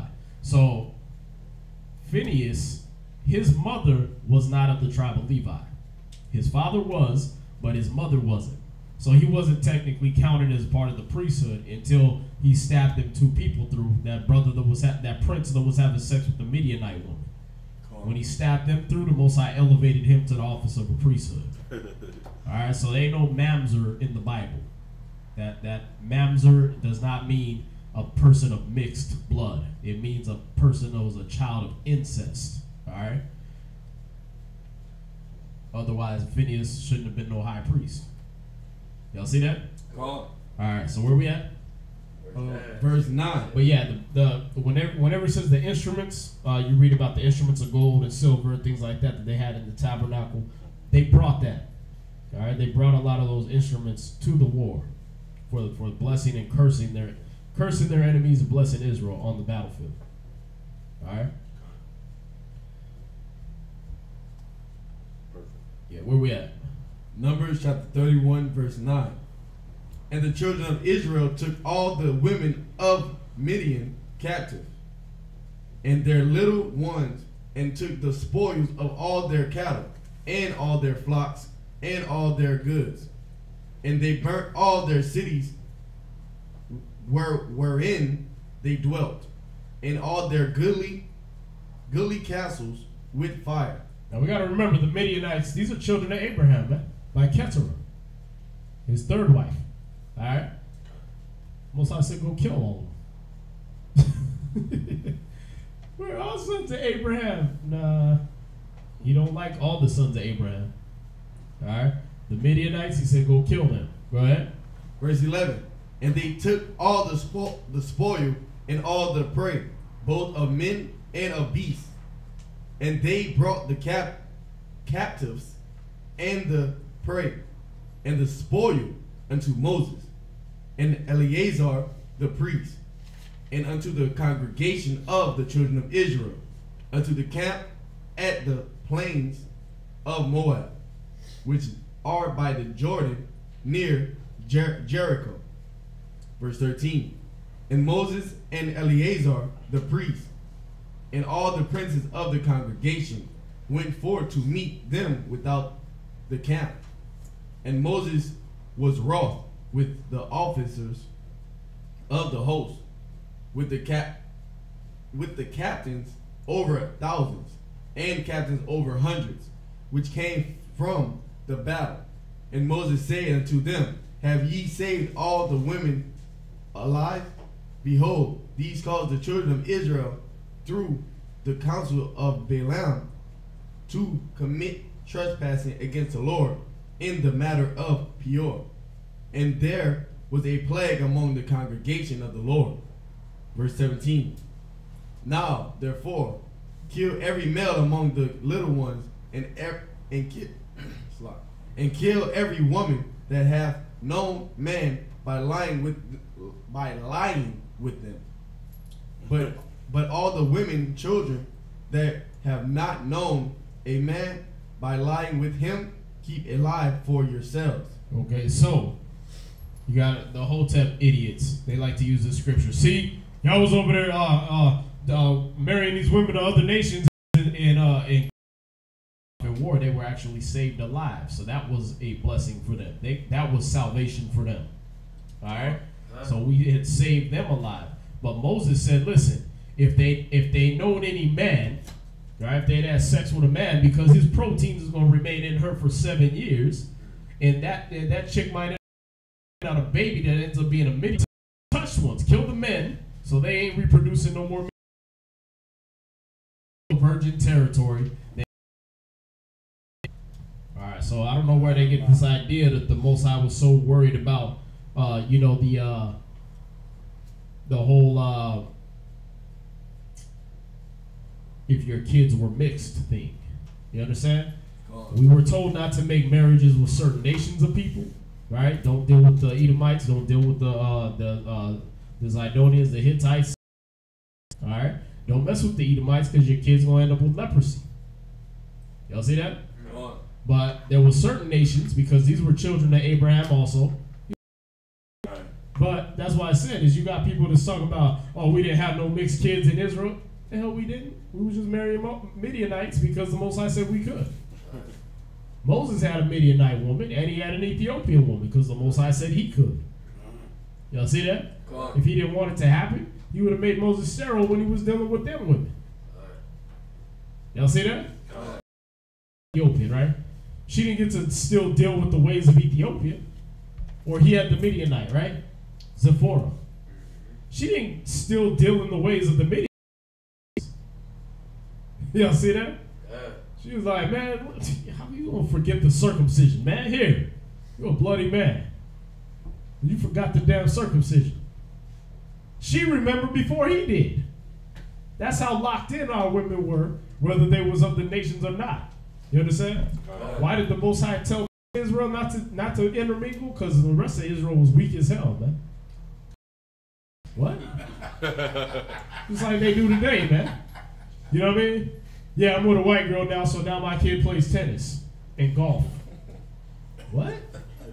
That ain't, we warriors, man. You got him playing golf? Come on, man. You got him in ballet class? Come on, bro. You got your son in ballet? Come on, bro. That ain't our ways, that's their ways. Y'all see that? That's what was happening at the time of Nehemiah, the time of Ezra. Why they was kicking those women and their families out. Why they was telling them men, you got to get rid of the women and their families. Why? Because you don't let the kids grow up to where they speaking half Assyrian and half in the Hebrew tongue. That means they celebrate half Assyrian customs like Christmas and half Hebrew custom. If you even got them doing that. Y'all see that? Come on. So yeah, he wanted that. He didn't want that gendered seed. He didn't want that mixed seed in Israel. All right. Where you at?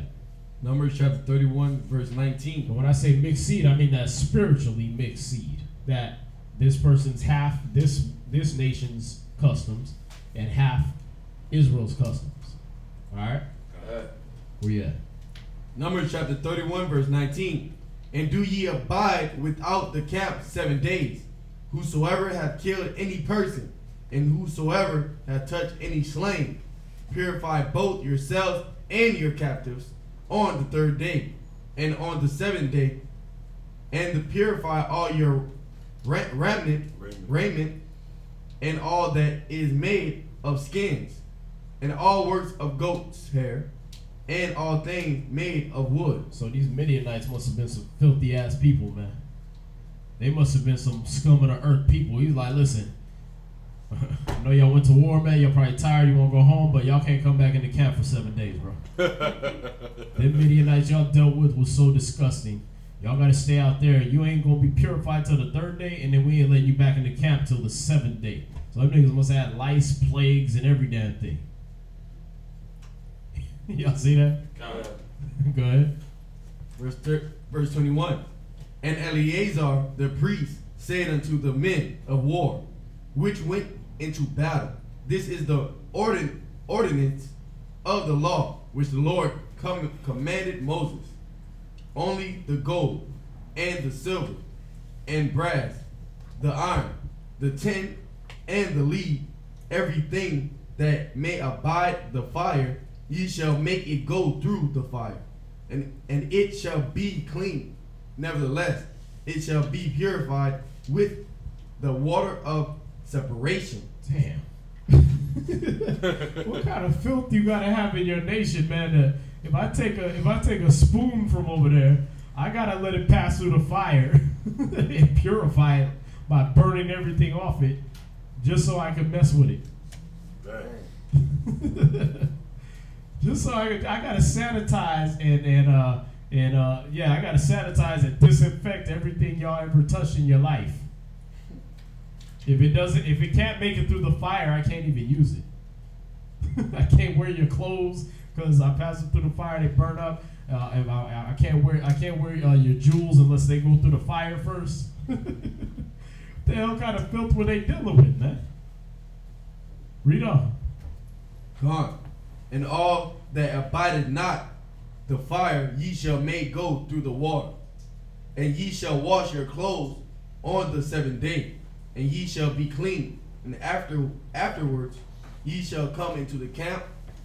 And the Lord spake unto Moses, saying, Take the sum of the prey that was taken, both of man and of beast, thou and Eleazar the priest, and the chief fathers of the congregation, and divide the prey into 2 parts, between them that took the war upon them who went out to battle, and between all the congregation.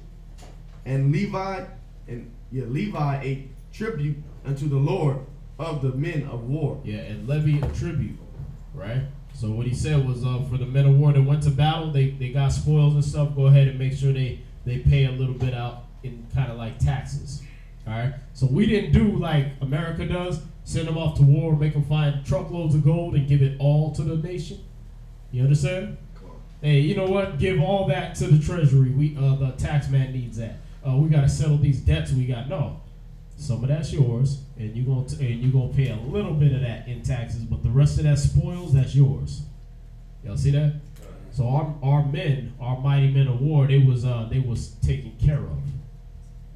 All right. So when you went to war, you put your life on the line. You earned your keep. Go ahead. Khan, which went to and levy, and levy a tribute unto the Lord of the men of war which went out to battle. 1 soul or 500. 1 soul of 500. 1 soul of 500, both of the persons and of the beeves,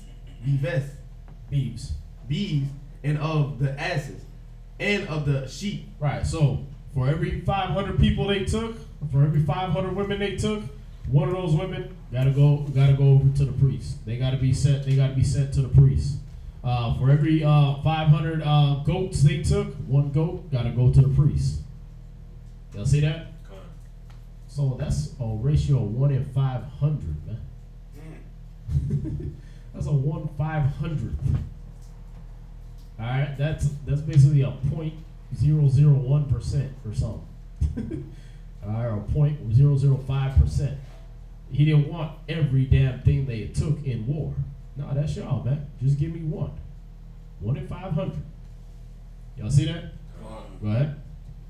Khan, take it of their half, and give it unto Eleazar the priest for an heave offering of the Lord.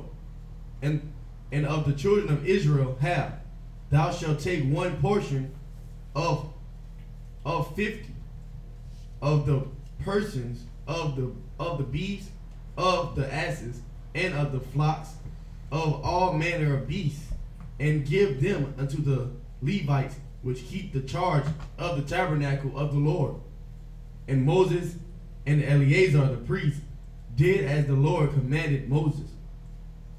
And the booty, being the rest of the prey which the men of war had caught, was 600,000 and 70,000 and 5,000 sheep, and 312,000 beeves, and 301,000 asses, and 32,000 persons in all of women that had not known man by lying with them. So out of a whole nation, of Midian, you only had 32,000 women that was virgins. All right, so this was a nation of hoes, man. So that money added up with the asses. Oh, the money was 722,500,000. That's how much they took from the Midianites.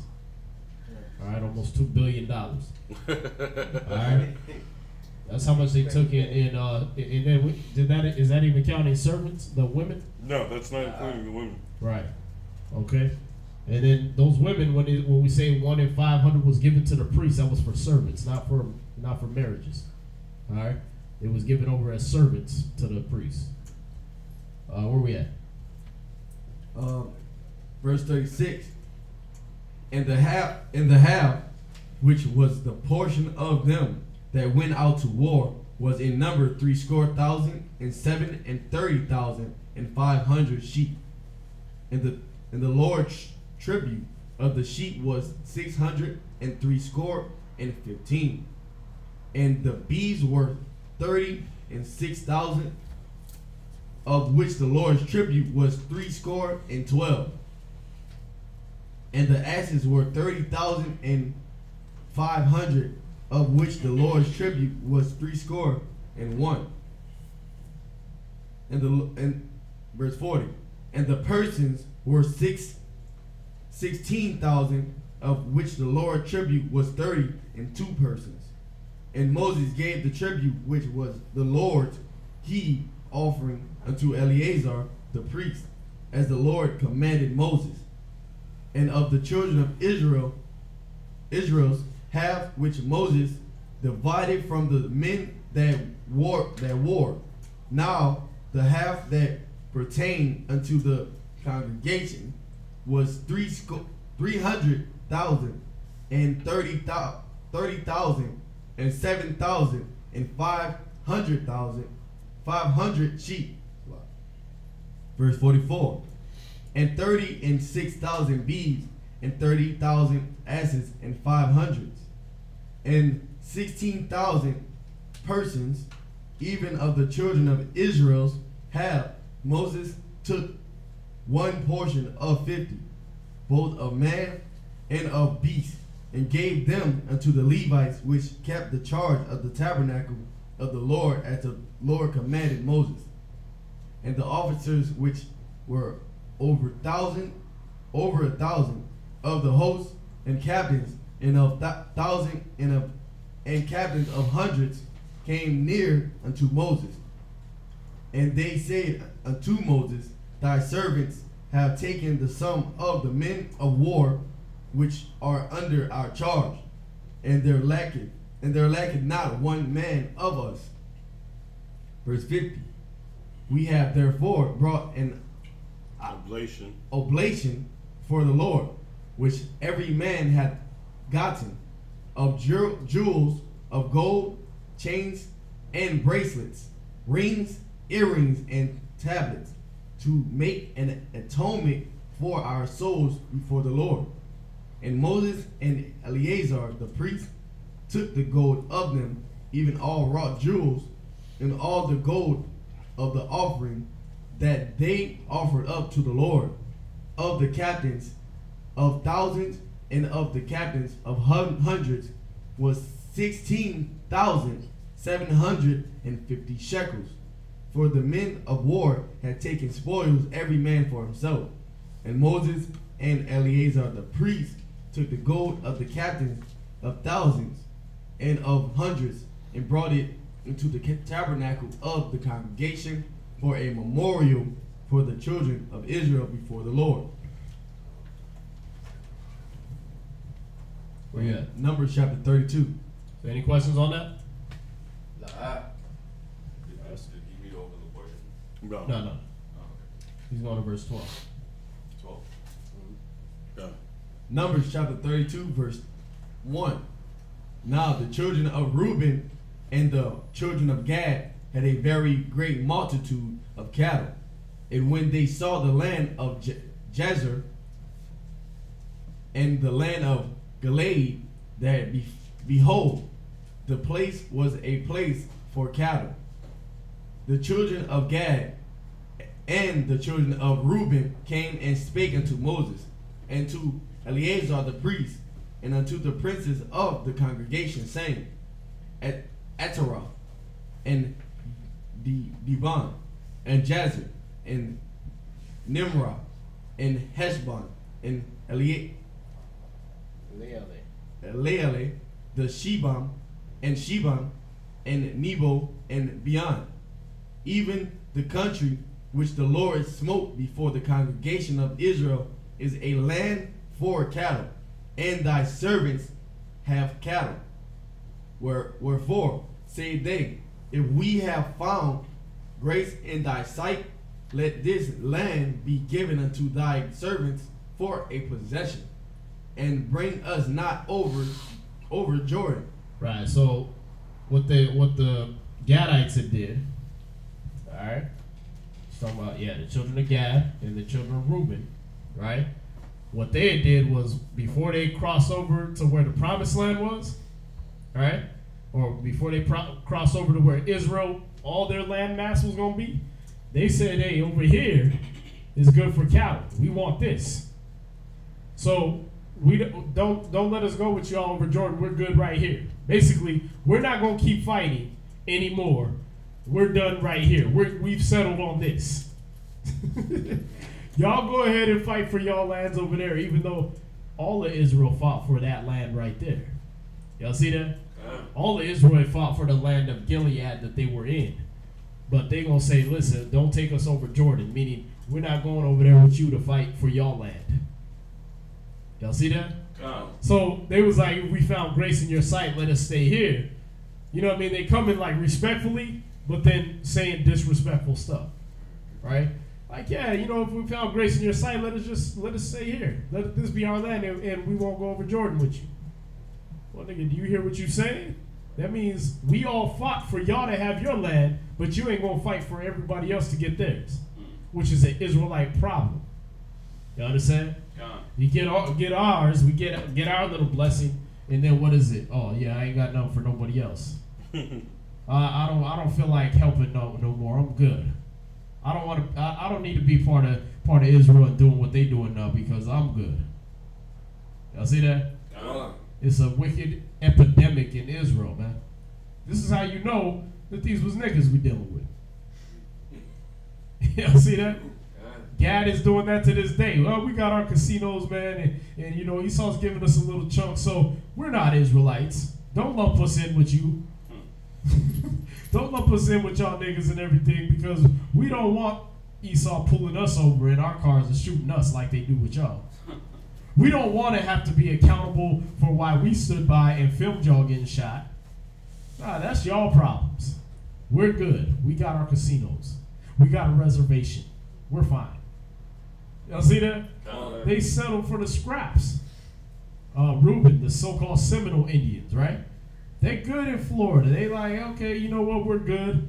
You know, we're still mingled among the tribes. We're still counted as they calling us Negroes now, so they're not lumping us in with the Indians and making us live on reservations. We can live pretty much free and clear as Negroes.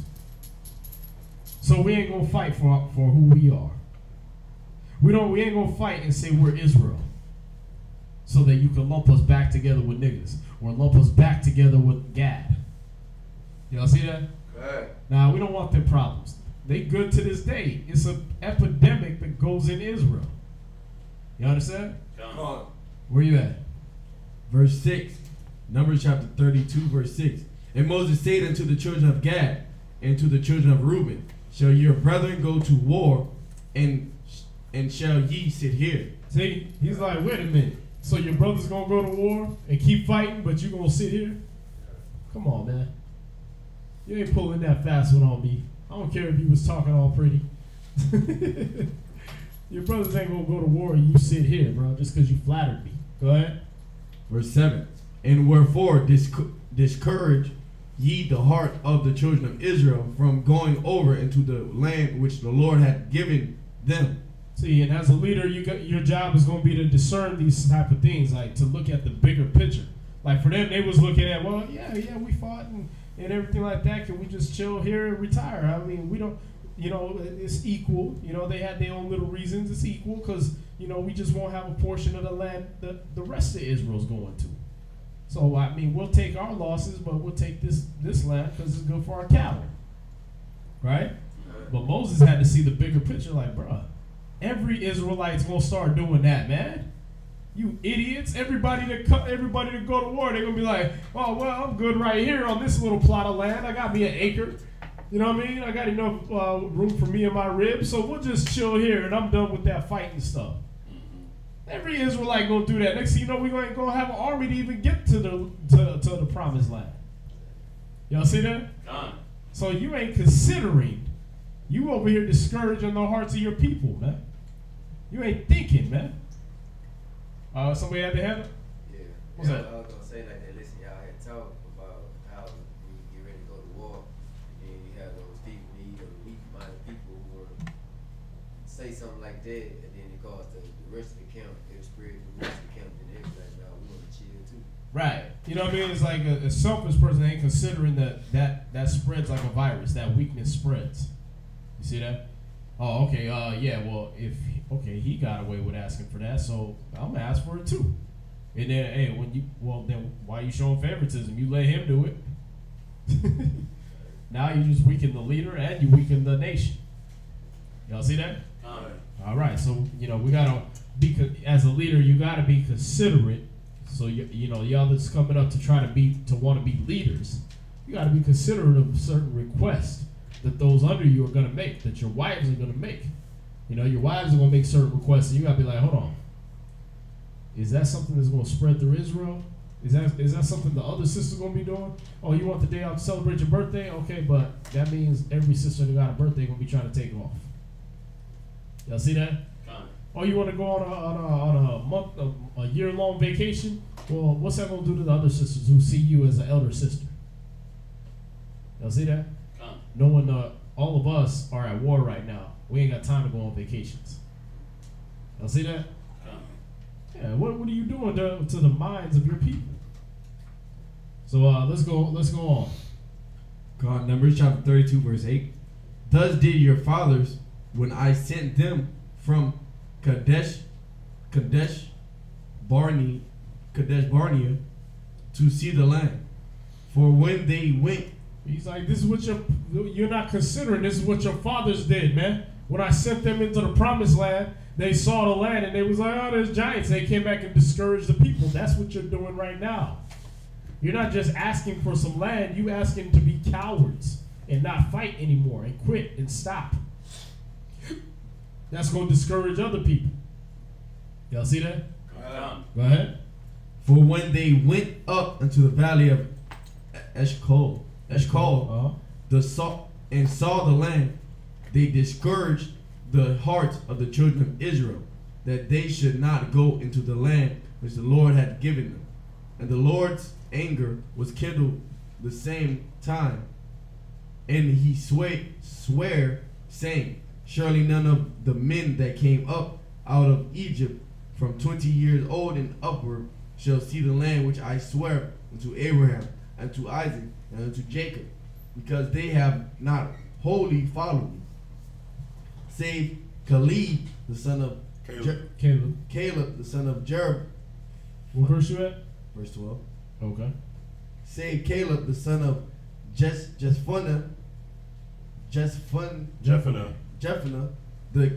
the Kenizzite, and Joshua the son of Nun, for they have wholly followed the Lord. Stop. All right. So, any questions? All right, let's get the next reader up. 13 verse 13, 13 verse 12. No, 50, 53, 33, 33, 53. No, where'd you read to? You read 33 into 32 and 2 to 12. Yeah, he's on the second read. Oh, dang. I'm sorry. I did this.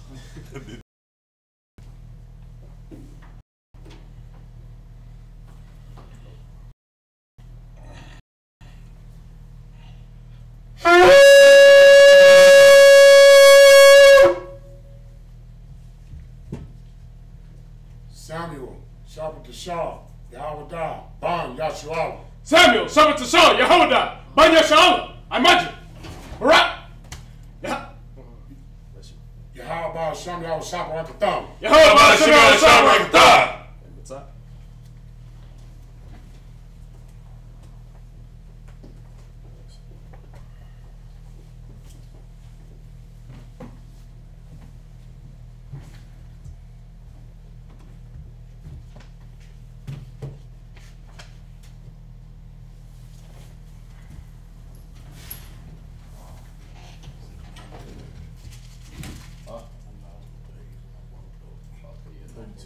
32 verse 13. We're going to go to 13 and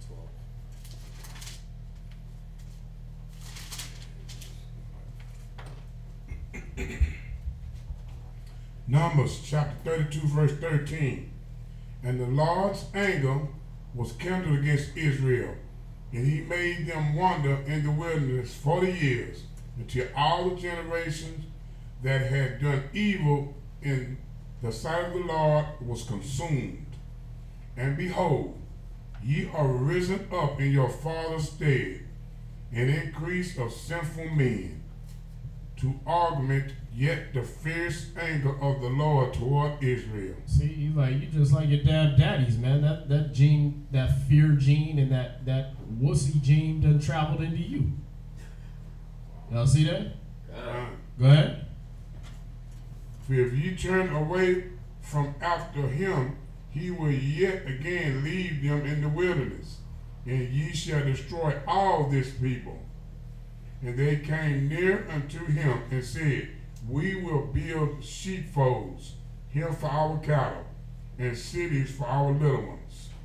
But we ourselves will go ready armed before the children of Israel, until we have brought them unto their place, and our little ones shall dwell in the fenced cities because of the inhabitants of the land. See that? So they were like, listen, here's what we're going to do. We're going to build up cities here, put fences around them so our little ones and our children can live here, and then we're going to go with y'all to fight. See, they saw the error of their ways, and they corrected it. All right? But you could tell that it wasn't something they had considered, that they didn't consider the minds of the people. That's why they weren't leaders. Y'all see that? That's why they were not the head tribe. They didn't consider the consequences of their actions.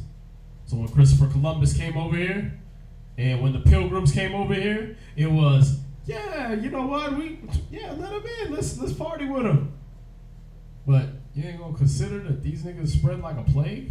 You ain't gonna find out who they are before you let them in the house. You ain't gonna think of the long-term ramifications of us doing this. You just gonna let them in. Y'all see that? Gad wasn't the type to consider that. Reuben, that wasn't the type to consider that. All right, the long-term ramifications right there. Not saying that that's something, that is specific to those tribes, but Israel has this problem. Y'all see that? In this story we're reading, Israel has this problem, that we don't consider the consequences of our actions and our requests. All right.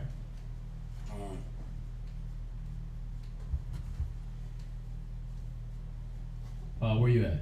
Numbers 32, verse 18. Right. And hey, while I got you on here, we did that 5 minutes of wisdom. The last one was over lust, but any of those videos that we have under that 5 minutes of wisdom, that's what you're gonna type in on YouTube. It's gonna just say It's gonna have the number 5 and then minutes of wisdom. All right. And it's about, right now we got about 4 videos on there, 5 videos on there. And they're quick, but like them, hit the like button on those, share those, and then subscribe to the channel. All right, that way we can get this word out, man. Some of our people don't have the attention span that is required for a 3-hour class, 4-hour class. Some of our people don't have the attention span that's required for an hour-long cable show. Some of our people don't have the half hour for the news shows we've been doing. But 5 minutes, anybody can watch something for 5 minutes. You know what I mean? And so we brought it down to 5 minutes. So like, share, and subscribe to those. It's under 5, the number 5, and then minutes of wisdom. All right? Go ahead. Numbers chapter 32, verse 18. We will not return unto our houses until the children of Israel have inherited every man his inheritance. For we will not inherit with them on yonder side Jordan, or forward, because our inheritance is fallen to us on this side Jordan eastward. And Moses said to them, if ye will do this thing, if ye will go armed before the Lord to war, and will go all of you armed over Jordan before the Lord until he had driven out his enemies from before him, and the land be subdued before the Lord. Then afterward ye shall return and be guiltless before the Lord and before Israel, and this land shall be your possession before the Lord. But if ye will not do so, behold, ye have sinned against the Lord, and be sure your sin will find you out. See, so he's like, listen, if you go over and fight with us, and then y'all can come back to y'all little cities over here, and y'all can have that. All right, the Most High be with you, even though we're not on the same side of Jordan where we're supposed to be, right? But if you don't, just know this, man. Ain't none of the rest of Israel gonna protect you on that side of Jordan. You surrounded by your enemies over there. And the Most High, you better consider that, because the Most High will find you out. Your sin will find you out. You see that? And it'll come back in the way that when the Assyrians come in and when the Babylonians come in, they're gonna take y'all over first. And ain't nobody gonna be able to help you because you decided to stay over here and not fight for Israel. So ain't nobody gonna want to fight for you. Y'all see that? God. All right. Numbers 32, verse 24. Build your cities for your little ones and foes for your sheep, and do that which had proceeded out of your mouth. And the children of Gad and the children of Reuben spake unto Moses, saying, Thy servants will do as my Lord commanded. Our little ones, our wives, our flocks, and all our cattle shall be there in the cities of Gilead. But thy servants will pass over, every man armed for war before the Lord to battle, as my Lord said. So concerning them, Moses commanded Eleazar the priest, and Joshua the son of Nun, and the chief fathers of the tribes of the children of Israel. And Moses said unto them, If the children of Gad and the children of Reuben will pass with you over Jordan, every man armed to battle before the Lord, and the land shall be subdued before you, then ye shall give them the land of Gilead for a possession. But if they will not pass over with you armed, they shall have possessions among you in the land of Canaan. And the children of Gad and the children of Reuben answered, saying, As the Lord hath said unto thy servants, so will we do. We will pass over armed before the Lord into the land of Canaan, that the possession of our inheritance on this side of Jordan may be ours.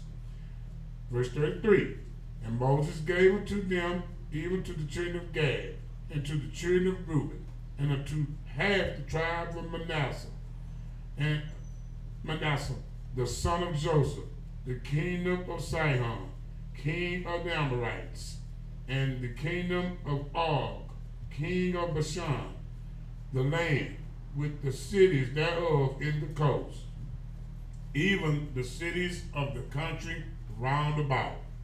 Verse 34, And the children of Gad built Dibon, and Adaroth, and Aroer, and Atroth, Shofan, and Jazer, and Jarbihah, and Beth Nimrah, and Beth Haran, fenced cities and folds for sheep. And the children of Reuben built Heshbon, and Elialah, and Kirjathaim, and Nebo, and Baalme. I'm sorry. What verse you at? 38. Verse 38. And Nebo and Baalmeon, their names being changed, and Shibmar, and gave other names unto the cities which they builded. Verse 39. And the children of Machir, the son of Manasseh, went to Gilead, and took it, and dispossessed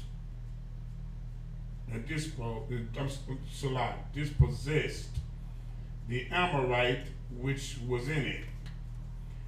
And Moses gave Gilead unto Machir, the son of Manasseh, and he dwelt therein. And Jair, the son of Manasseh, went and took the small towns thereof and called them Havoth-Jair. Havoth-Jair. 42. And Nobal went and took Kanat and the villages thereof, and called it Nobal after his own name. Numbers chapter 33, verse 1. These are the journeys of the children of Israel, which went forth out of the land of Egypt with their armies under the hand of Moses and Aaron. And Moses wrote their goings out according to their journeys by the commandment of the Lord.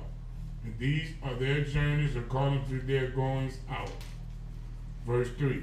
And they departed from Ramesses in the first month, on the 15th day of the first month. On the morrow, after the Passover, the children of Israel went out with an high hand in the sight of all the Egyptians. For the Egyptians buried all their firstborn, which the Lord had smitten among them. Hold on 1 second. What? Ramses? Yeah, what about? So was it the first Ramses or the second Ramses? This would have been Ramses the second. And again, that's what they call, when you start Exodus. Let me see.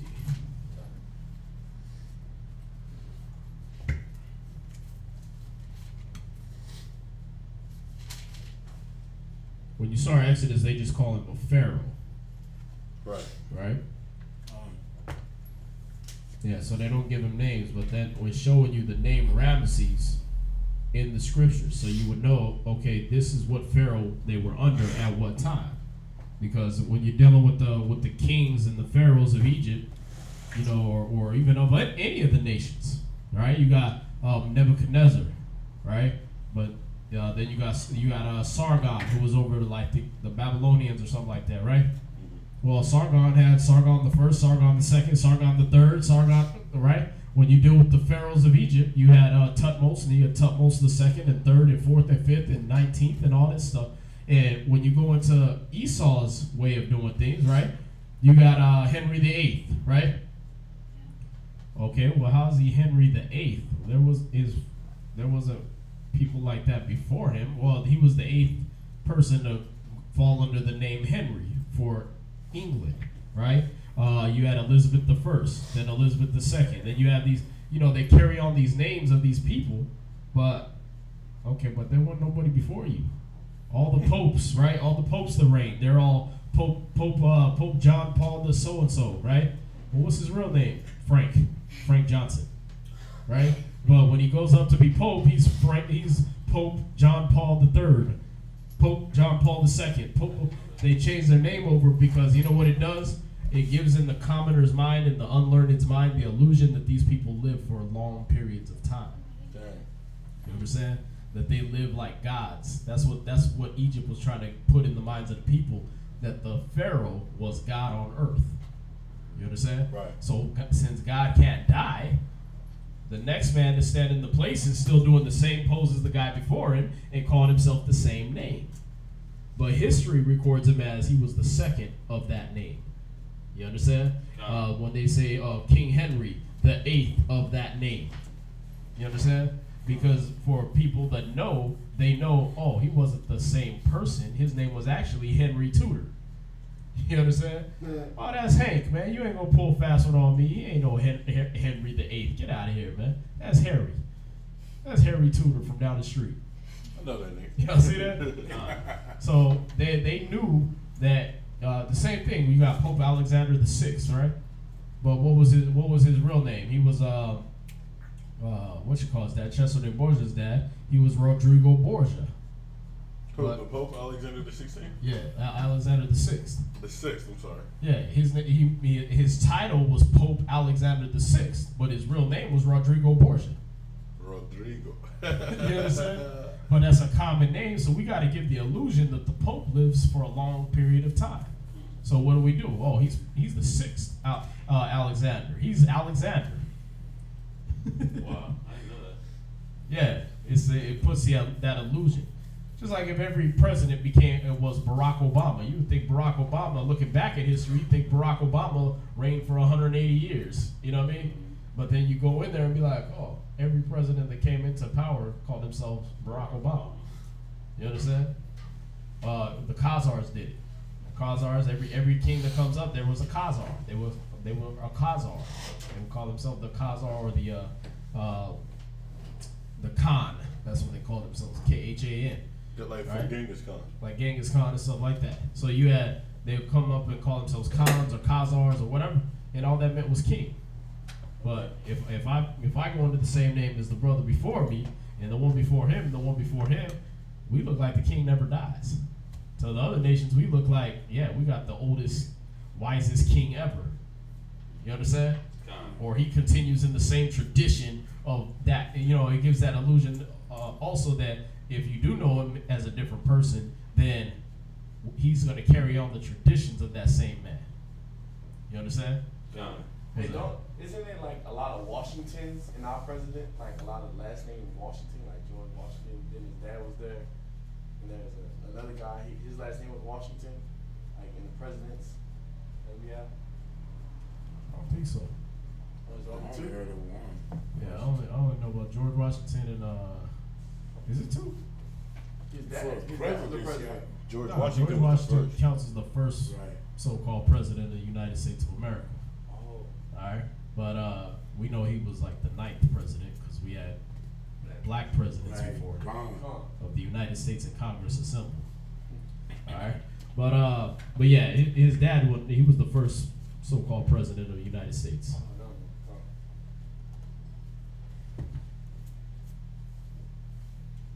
So because the reason why I was saying because Ramses during his time they had who was it, Motep? Imhotep and all that. Imhotep, but Imhotep would be Moses though. Nah, he would have been Joseph. Okay, so who was the one they referred to one that didn't have the name, but it was during Ramses' time.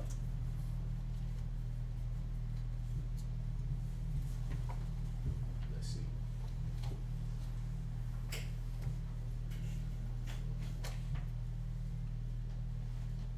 Let's see. You had this proves that the time period is correct. The great pharaohs of Egypt were black Hebrew Israelites, Jews. The name of some of these pharaohs are Joseph, who was Cheops, Khufu, and Imhotep. All right. Jacob was Joser.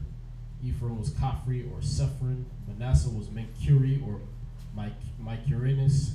Akhenaten was Akhenaten, Tutankhamen, Horemheb, and many others. So these were all black Israelites that ruled over Egypt. Let's see.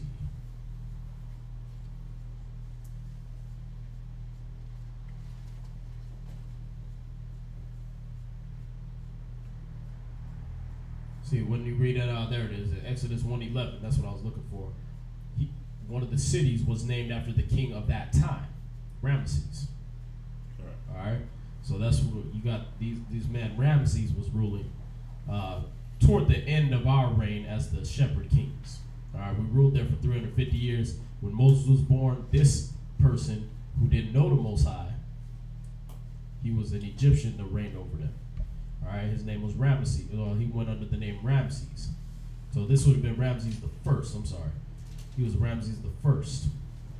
Then he passed that on to his son to make him Ramses the second.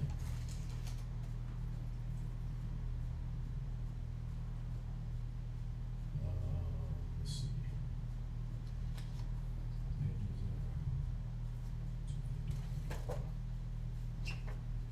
This is where it goes actually out of the books.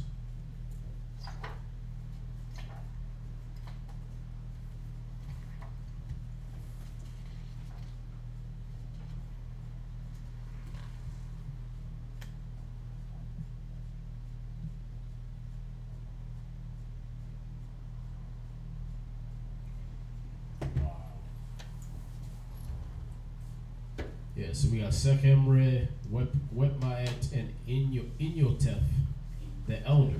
Inyotef, the elder. These were all names of Moses, or I mean of Joseph while he was in Egypt. All right. So they would give you different names, whether nicknames or descriptions or whatever. They would give you these names. We have only 3 names out of the 5 from the new ruler's titulary. The Horus, Wetmaet, the opener of truth. So he was Horus. The king of Upper and Lower Egypt, Sechemre, Wetmaet,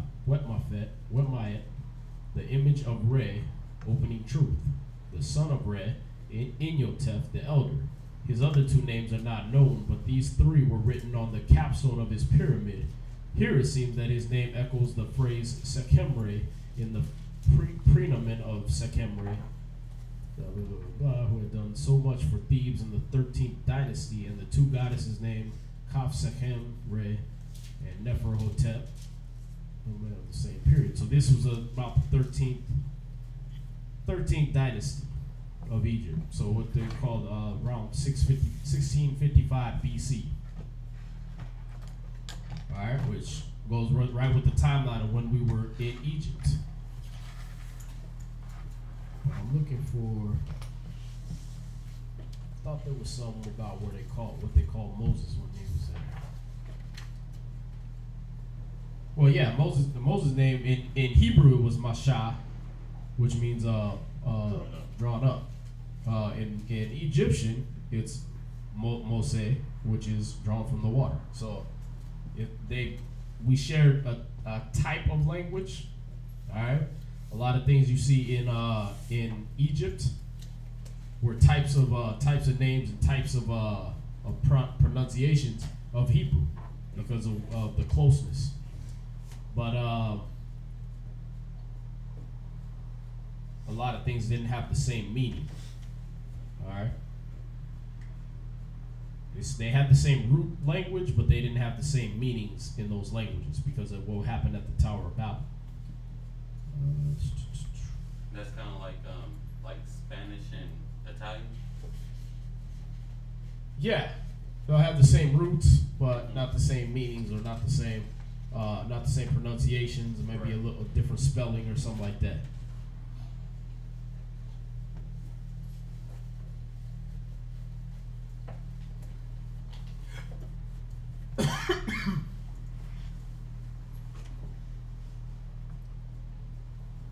This is all out of, I think the Josephus that he pulls this out of.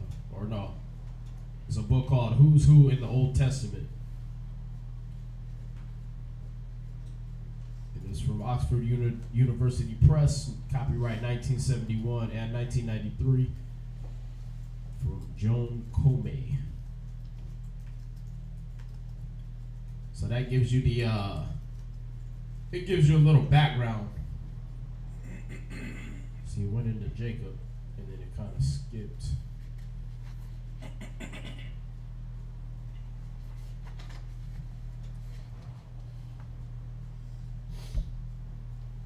But yeah, Moses already had basically an Egyptian name, so there was no need for him to be called by anything else. I was trying to see.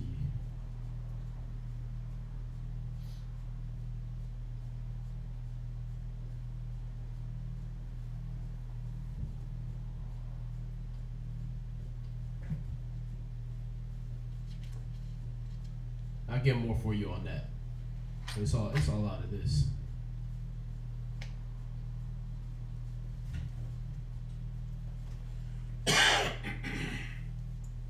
Yeah, you can read about him and Josephus and find out if he had another name in there or what.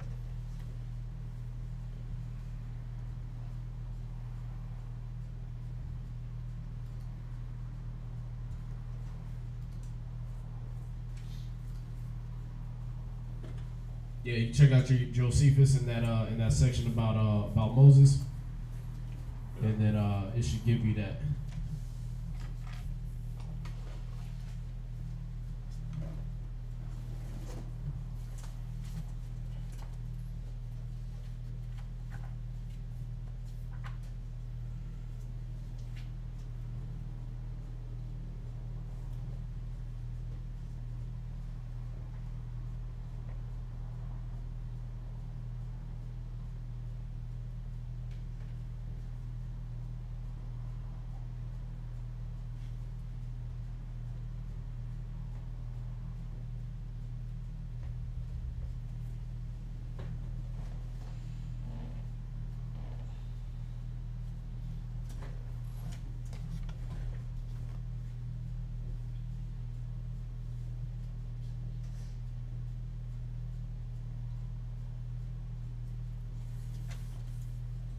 Yeah, I was trying to see if they had him named as anything else in the Zondervan.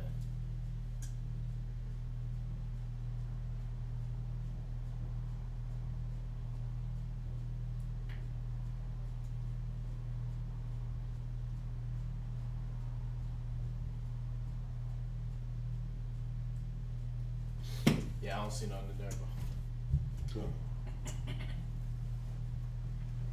But yeah, a lot of times, you know, you'll see a lot of our people, a lot of their people that be named under a different name, and then have, you know, the Egyptian histories will record all the names though.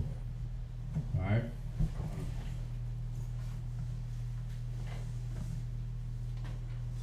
All right. So, did that help or? No, they're perfect. Okay. All right. Okay, go ahead. In Numbers 33, verse 4. For the Egyptians buried all their firstborn, which the Lord had smitten among them. Upon their gods also the Lord executed judgments. And the children of Israel removed from Ramesses and pitched in Succoth. And they departed from Succoth and pitched in Etham, which is in the edge of the wilderness. And they removed from Etham and turned again unto Pi-Hahiroth, which is before Baal-Zephon.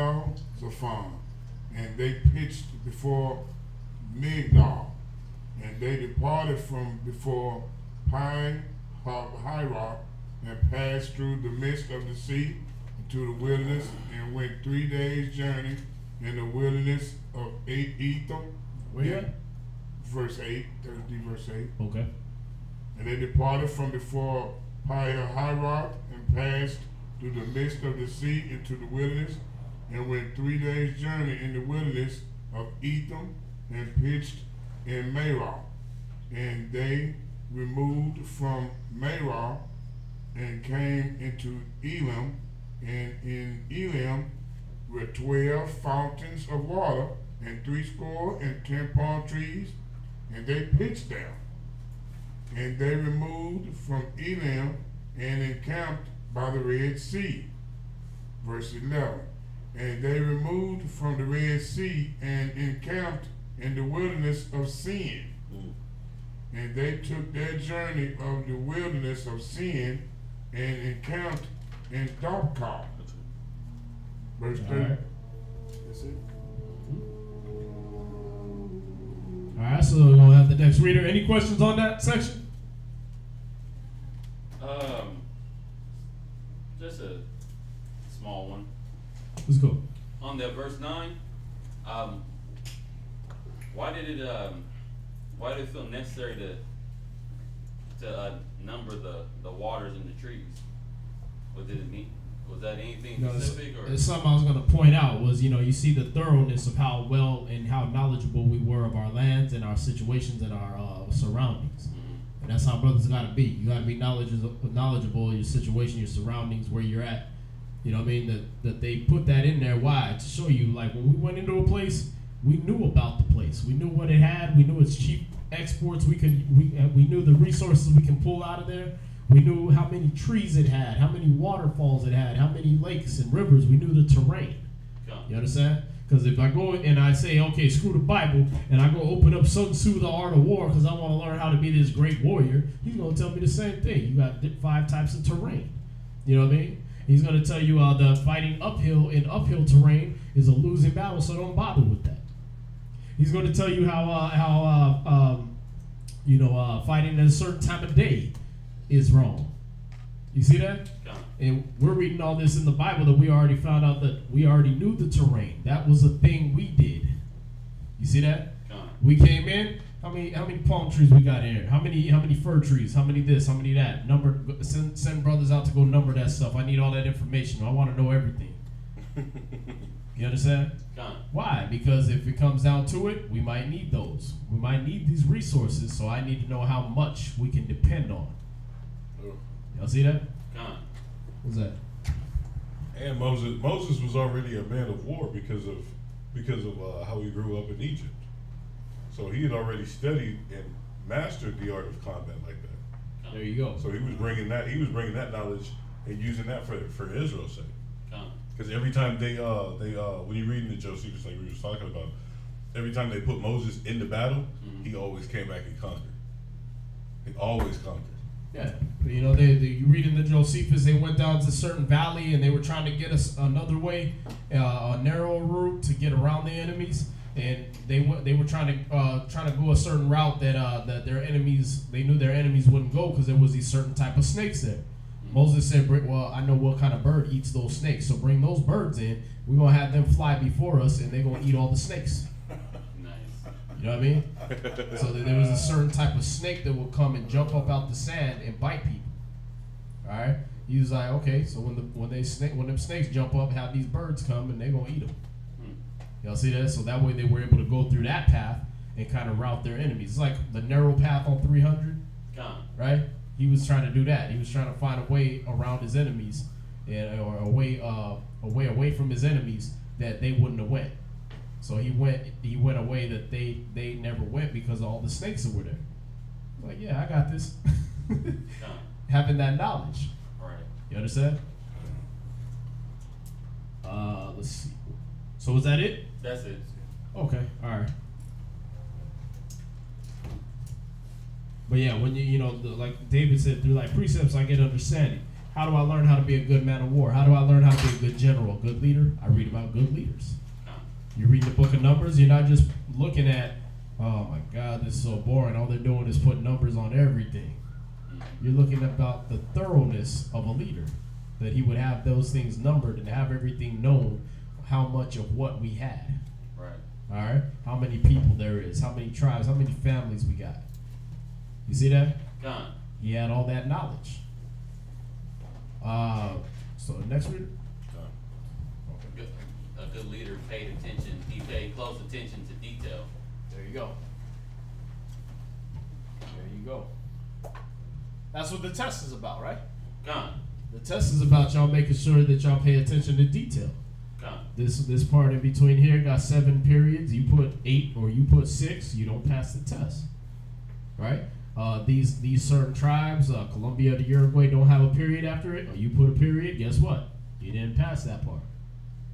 Y'all see that? It's attention to detail. Why? Because when you become a general and officer, you're gonna need that attention to detail for setting up zones, right?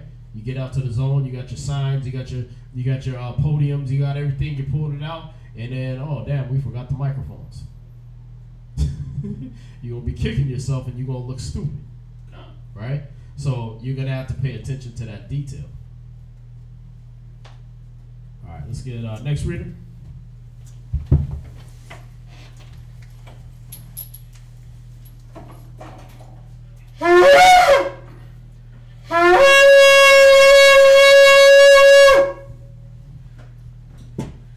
Lakarab, Shabbat Tashal, Banyamyan, Banya Sharala. Lakarab, Shabbat Tashal, Banyamyan, Banya Sharala. I imagine.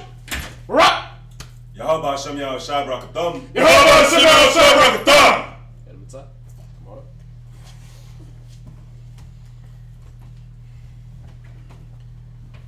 Is there any more of that water back there? What? This is the last one.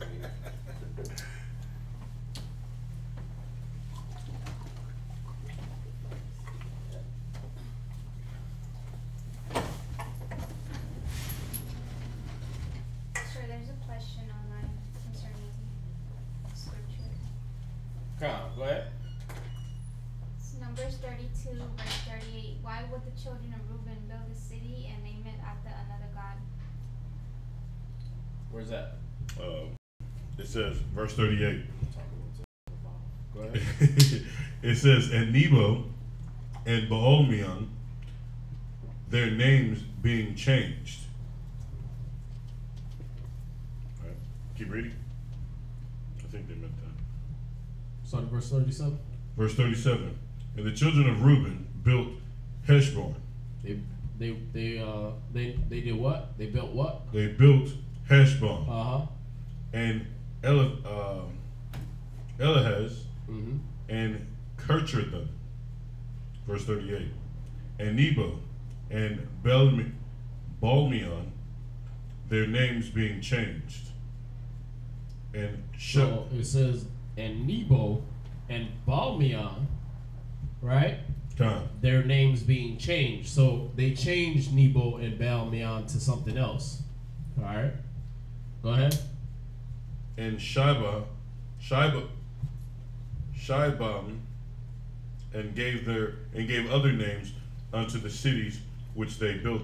Hold on, where you at? Verse 38. Chapter 32 and verse 38. Numbers 32 and 38. Mm-hmm.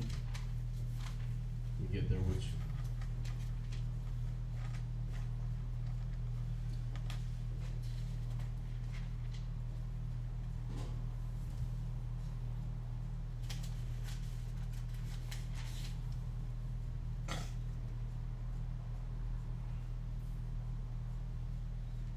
So the children of Reuben.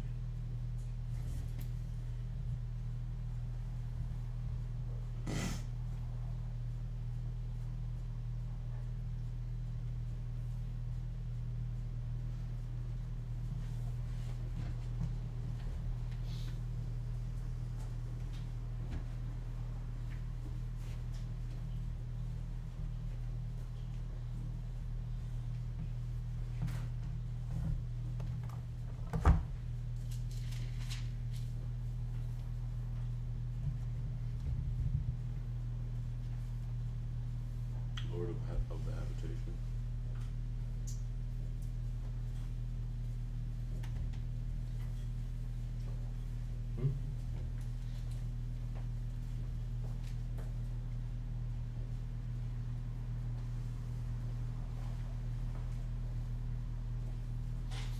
Right, so it tells you that those names being changed. So those names got changed. So let me see what they got. Let me see what they might have changed those names to.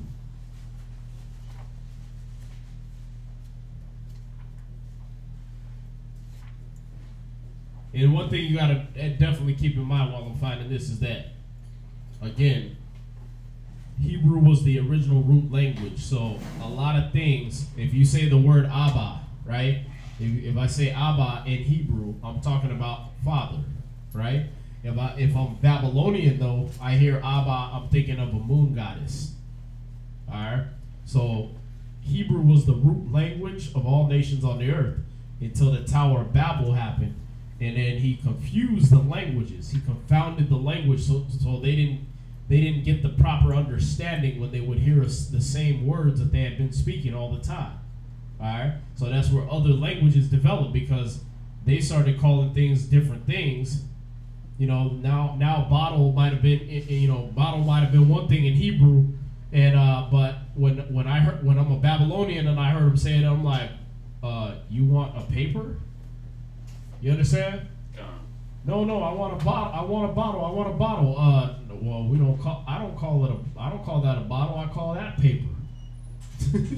So I'm calling this paper. You know, just saying if it was English, right? You know, this brother's pointing at this. Hey, hand me the bottle. That's not a bottle. That's paper. What do you call this? He points at the paper. That's a bottle. What?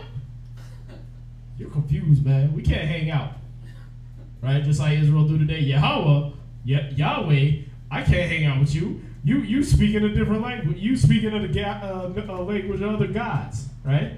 Ahaya. I say Ahaya. You say Yahweh. We don't call the same gods. We can't walk together because we ain't agreed. You see that? So Hebrew was the original root language. And I got a book. It's called the Guidebook to Life in Ancient Mesopotamia. And they show you that where, you know, you saying Abba, you know, we're thinking, okay, that's Hebrew for father, right? Well, if I'm a Babylonian, I'm thinking you praying to our moon goddess. All right, so you know, that's what we gotta understand. We're not Babylonians, so we understand things the way they're supposed to be. But let's see if that name got changed from a Canaanite name into something else. Right, see, you got Nebo, and then it says Hebrew Nebo, right? But then in Assyrian, Nabu. See that? So now you got a god of Babylonian mythology. The special seat of his worship was the Babylonian city of Borsippa. He receives mention by Isaiah, so on and so forth, right? Okay. So you got that as the first definition of what Nebo is. All right. Then the second one, the name of the mountain from which Moses beheld the promised land. A Moabite town near or on Mount Nebo, and then a town mentioned immediately after Bethel and Ai. So in Hebrew, it was Nebo, but in Assyrian, it was Nabu. Y'all see that? Yeah. So more than likely, they probably changed it from either the Syrian tongue or they changed it from some other Semitic language tongue and named it now would probably be Naibawa or Naibawa, something like that. I'd have to look it up in this on this johnhurt.com real quick. Let me see. There we go. So we're at Numbers what? Chapter 32 and verse 38.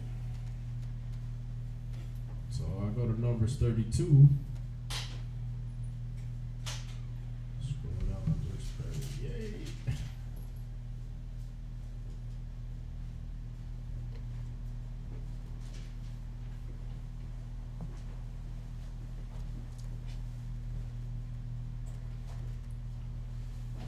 And how does it read? 32 verse 38? Verse 38. But they would have two different meanings because Assyrian is a Shemitic language. All right, they shared a similar language with us. So when we renamed it, we might not have renamed it like it was a vast difference. It's probably still Nebo to this day, but it doesn't mean in honor of their God anymore. All right, just like the fake Jews do this, but they call this damn it, no, I lost the word. The Shama or Shamath or something like that. The one in the middle, and it's the one that's supposed to give light to the other candles. But then when you go into Assyrian, their deity is Shammuz. That's what they call this in the middle. Their deity that gave the law to Jesus Christ, I'm losing my mind over here, man. We just did that. We dropped this in the Egyptology class, but the god that was supposed to have given the law to the first king or one of the first kings in Mesopotamia, right? He gets that. He goes up there to this guy that's named after this, all right, and he gets the law from him. Oh, Hammurabi, all right. Hammurabi goes up and he gets the law from the guy that they named this middle candle after. Why? Because am I saying that I'm honoring this God and that's why I called that middle candlestick that? No. The name actually represented the servant that gives light. You understand? In Hebrew. But in their language, they named that after their God. You understand? Well, their God, when you go back further, turns out to be Eber that gave them the laws, that gave the codes to Hammurabi. They made him a god. You understand? So we're not worshiping their gods. If you go into trying to worship the gods of the Egyptians, oftentimes you go try to worship the gods of the Egyptians, the Babylonians, the Assyrians, the Canaanites, you're ending up worshiping some biblical figure that was just a man on the earth. Wow.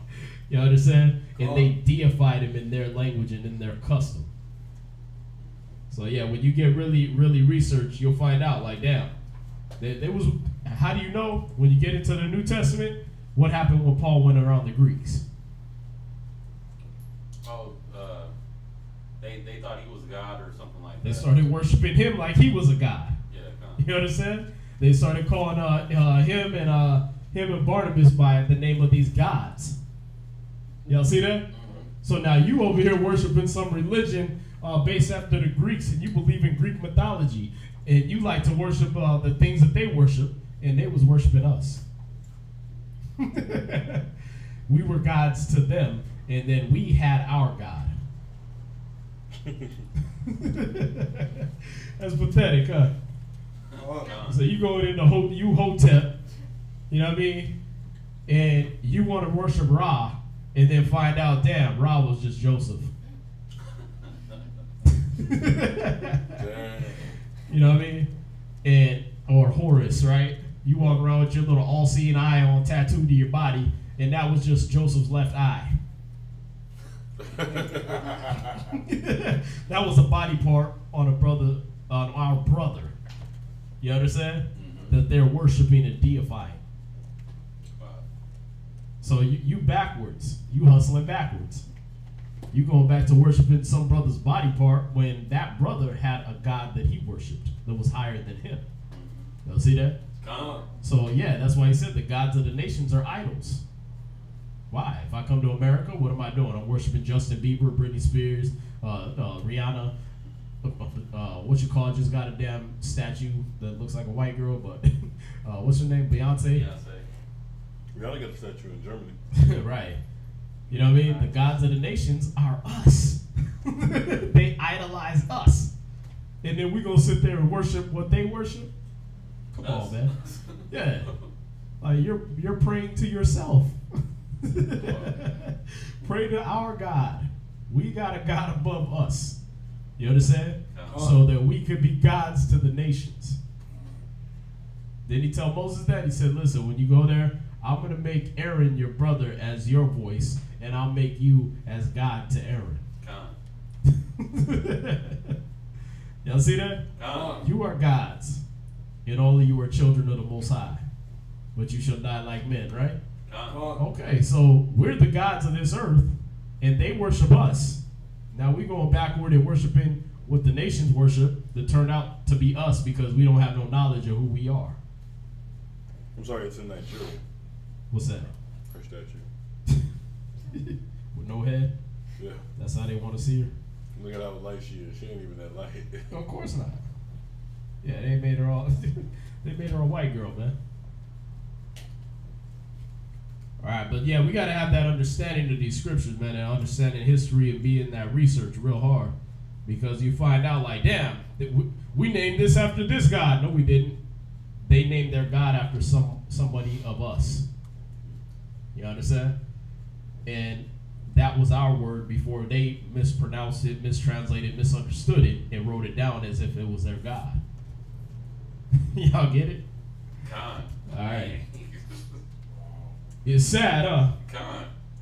It's sad that our people live in that stupidity. Like I said, you know, for a long, you know, cats worshiping Justin Bieber out there, fainting at his concert. Like, nigga, Justin Bieber popped out of a black man at some point of his history. You're worshiping yourself. You're worshiping your own offspring. Now, he ain't black no more, but you're still black, and you worshiping something that came out with a recessive gene and is weaker than you. He learned how to sing, and all his little slang and his whole swag came from imitating black people, and you're worshiping him. And you're black. You're going backwards. All right? So hopefully that answered that. But yeah, we were not naming it after other gods. All right? The places were named in Hebrew by the other nations, but they didn't realize they were speaking Hebrew, and they mispronounced it, or not mispronounced it. They misunderstood it as if that was the name of their God that they worshipped.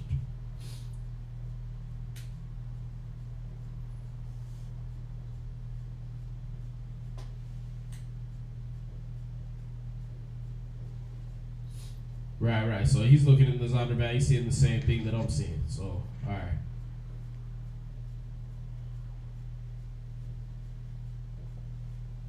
But that's a good question, huh? They made a wax, but yeah, they gave her. She was white. Oh, she's a straight up white girl, man. She don't have no booty, hardly a chest. She got the blonde hair, but that's what she gave them. That's the problem. You understand? That's the image she made of herself. She made herself into that. I'm gonna light my skin up. I'm gonna blonde my hair up, and I'm gonna dress like a whore. And now, so what they make you? Blonde bimbo number 3 in the porno. And everybody hates it too. Oh yeah, of course they hate it because they're like, that's not the real Beyonce. You guys whitewashed it. No, that dumb bitch whitewashed herself. We just painted the image we see. Yeah, they just messed up and painted what they saw, man. All right. But yeah, that's Beyonce's stupid ass. They all mad about that. Like, y'all the ones that endorsed that image. Y'all wanted to be like her. Y'all went to the salons and bleached your hair. You went to the skin whiteners and you bleached your skin. And you wanted to look just like Beyonce. Now you mad because the statue's a white girl? It doesn't look like her. Yes, it does.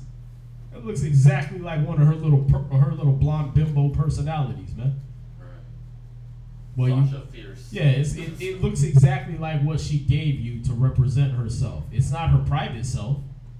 No, it don't look like her private self because her private self, she go back home and she has her brown hair or long black hair or whatever, and she keeps her darkness and she walks around with Jay-Z and they have their little black nappy-headed baby that they don't comb her hair, and they live like normal people, walk around Brooklyn, do all that, right? But her public persona is that white blonde whore that she's walking around like. So that's what they idolize. All right. The gods of the nations are idols, man. The Most High made the heavens. She got a church called it's Church of Bay. Church of Bay. Yeah, I know what. Nah, for real? Yeah. Dang. In Atlanta, Georgia. That's why I said that they idolize us. You understand? They make idols out of us, and then we turn around and start worshiping what they worship. They made Beyonce a damn god. We know this chick grew up in Galveston. I heard she was from Galveston, or she lived in Galveston or something like that. No, she was Galveston like fifth or third ward or something. Yeah, she's from down here. That's a nigga down the street, and you over there worshiping her like a god. That's beef from up the block. Right. It said the National Church of Bay, which is in practice the religion of Bayism. Wow. Bayism.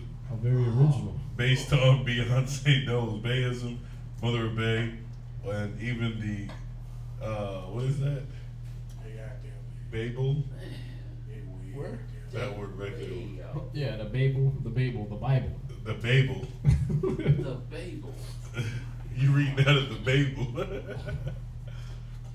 Was she Mary and was she Eve too? And nah, but see, that's the thing. Is like, originally the way she was brought up, though, she worshipped the Most High, and then some people made a church based off their worship of her. Then you're going to go to the church and worship her as God. You're just demoting yourself, man. Because you think when she go to Jay-Z's house, he talk about you're God and he gets on his knees and worships her? Hell no. Why don't you comb that little chick's hair, man? Y'all see that? Yeah, they don't live like that. Why? Because he already know he's a God. You see that? Our people gotta understand that these other nations to this day they deify us, man. They deify natural things we do. Y'all see that? Paul came around, he was just smart, he could speak other languages. These niggas called him, he's a god. You don't really, I'm trying to remember when you read about Paul like healing somebody, like bringing them back from the dead and stuff like that. I know he did it himself, but you don't really, I'm trying to remember. Yeah, if I'm not mistaken, I don't think he walked around, touching people and healing them. Who? Paul. But you read about Peter doing it, but they deified Paul. Why? Him sounds so smart. Him must be a god. Y'all see that? Now imagine Paul getting caught up in his own hype, man. That's what you would have if you dealing with like these people deal today, man. They get caught up in the hype of some other nations worshiping us, and they go worship what the nations worship under a different name. Oh, I'm going to the Church of Bay now. What do you believe in? I believe in Bay. What the hell is that? That's where they get together. They get together. It says the members get together and sing themselves some Beyonce's hits. So So you just go to the church and all the single ladies for like 3 hours and then you All the single ladies! All the single ladies! All the single. and you just drop some money in the bucket and roll. Oh,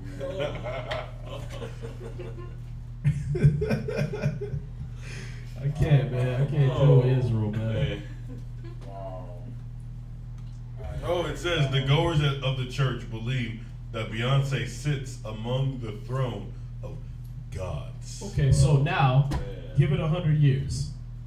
That that little heathen chick is gonna be a god. She's gonna be named up there with Yahushua and be named up there with Allah and the Most High and Yahweh and everybody else. You understand? And all that, and when you're smart enough, you're gonna look through the history books and be like, that was just some chick from damn Galveston, man. Dang, that brought me to tears. You gotta be out your damn mind. Y'all worshiping somebody from Galveston. Y'all see that? God. Yeah, man. Insanity. Let's knock this out though, because it's almost that time. Where we at? Numbers 33 and 13. Right. See, I saw a lightning storm a few days ago. It was like I was looking at the throne of God. Okay, well, Jeremiah 10 and verse 1 through 5 told you don't be amazed at the signs of heaven. That's a lightning storm. You see that? Now I'm not dissing you. I know you didn't fall down and worship it or nothing like that, but think of it if you're the nations and you don't have the Most High as your God. You see that, you like, whoa, that's a God. You all of a sudden you worshiping lightning. Now you got our Mexican brothers down there in Central and South America, our Issacharite brothers in Central and South America, our Zebulonite brothers worshiping who? Quetzalcoatl, the God of lightning. Because what? We left off the law, statutes of God in Christ, and we came over here, and they started worshiping lightning and the sun and every other damn natural occurrence that happens. Y'all see that? Yeah, niggas pass out because of the might of seeing a woman give birth to a baby. They pass out, wake up, she's God! No. A cow did that out in your field. You know, the cow's God too. Like, God damn, I can't stop you.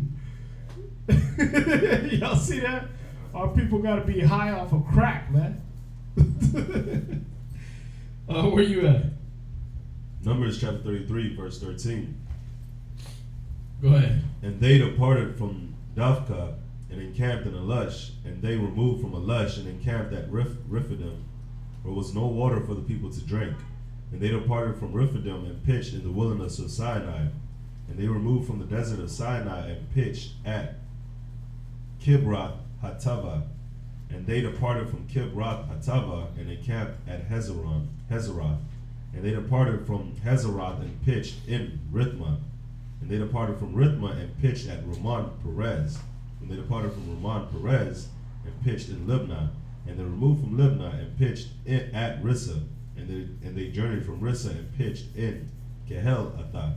And they went from Kehel-Athah and pitched in Mount Shafir. And they removed from Mount Shafir and encamped in Harada. And they removed from Harada and pitched in Machpelah. And they removed from Machpelah and encamped at Tahath. And they departed from Tahath and pitched in Terah. They removed from Terah and pitched in Mithkah. And they went from Mithkah and pitched in Hashmanah. And they departed from Hashmanah and encamped at Masarath. And they departed from Masarath and pitched in Benajan, Hor HaGedad. And they went from Hor HaGedgad and pitched in Jotbathah. And they removed from Jotbathah and encamped at Ebronah. And they departed from Ebronah and encamped at Ezion Geber. And they removed from Ezion Geber and pitched in the wilderness of Zin, which is Kadesh. And they removed from Kadesh and pitched in Mount Hor in the edge of the land of Edom. And Aaron the priest went up into Mount Hor at the commandment of the Lord and died there. In the 40th year after the children of Israel were come out of the land of Egypt, in the first day of the 5th month. So they're naming all these cities because what? I'm moving you around until until Moses died. This is how bad you messed up, Israel. This is how bad your fathers messed up, that I gotta wait till the last one that was doubtful kills over. I gotta wait till Moses that made that mistake and led y'all astray to think it was him giving y'all water from the rock instead of me. So I gotta move y'all around and move y'all around and move y'all around from city to city, from city to city, until he dropped dead, and then okay, now y'all can go in the promised land. Y'all see that? So it's like, okay, the cloud's moving, gotta go this city. Oh, the cloud's moving again, gotta go again. It just kept on moving, man, constantly moving. Wow. Y'all see that? Come on. What's that? Hey, is that like how, like, where they got like that gloomy cloud that follows you everywhere around like when you're sad or something? Hey, who knows, man? Probably. Where we at? Verse 39. And Aaron was 123 years old when he died at Mount Horeb. And King Arad, the Canaanite which dwelt in the south, in the land of Canaan, heard of the coming of the children of Israel. And they departed from Mount Hor and pitched in Zalmanah. And they departed from Zalmanah and pitched in Punan.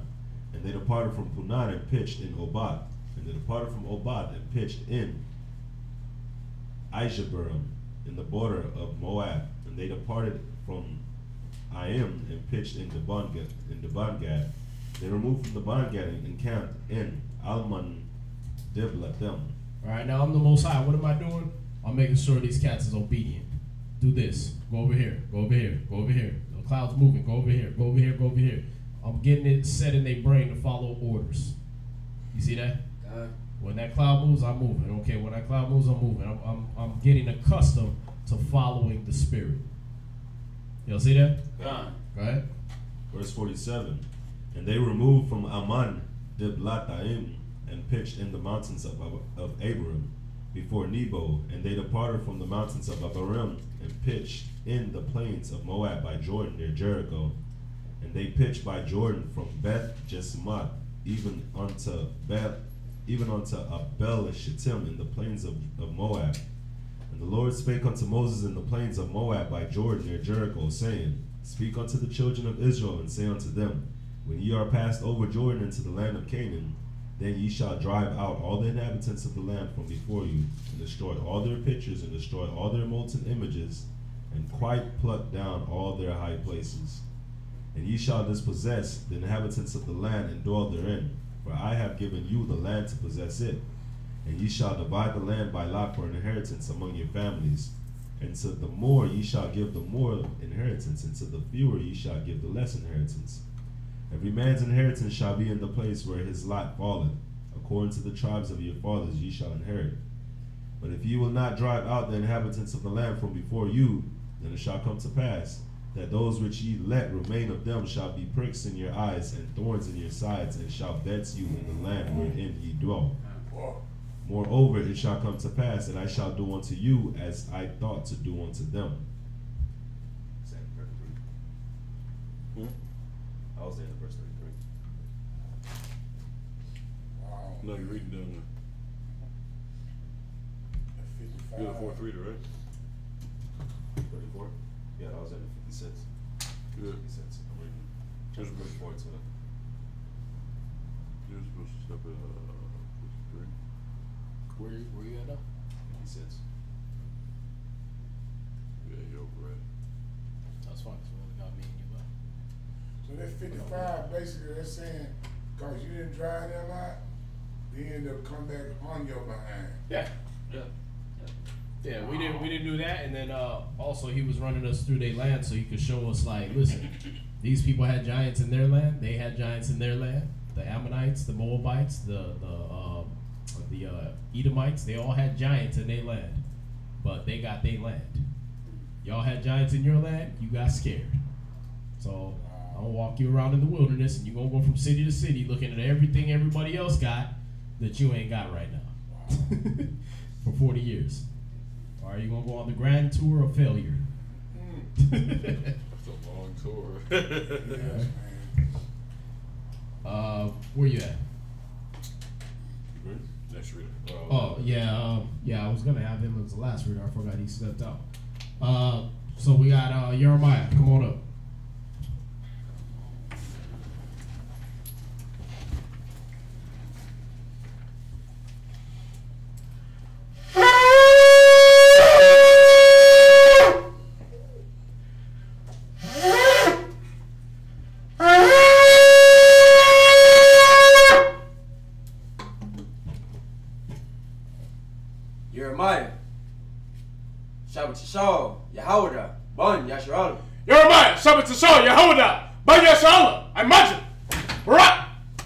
Yahweh Hashem Yahweh Shah Barakatah. Yahweh Hashem Yahweh Shah Barakatah. Get him a top. Hold up.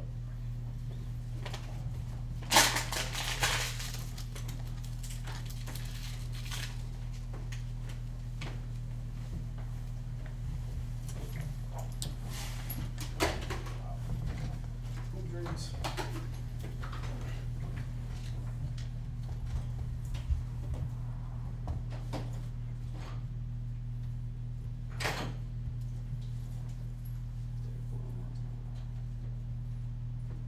So you should be at 33 verse 54, and then you're gonna read through 55 verse 9. So 33 verse 54.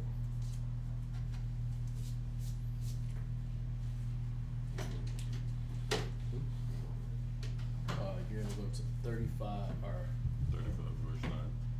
yeah, 35 verse 9. The book of Numbers, chapter 33 and verse 54. And ye shall divide the land by lot for inheritance among your families. And to the more ye shall give the more inheritance, and to the fewer ye shall give the less inheritance.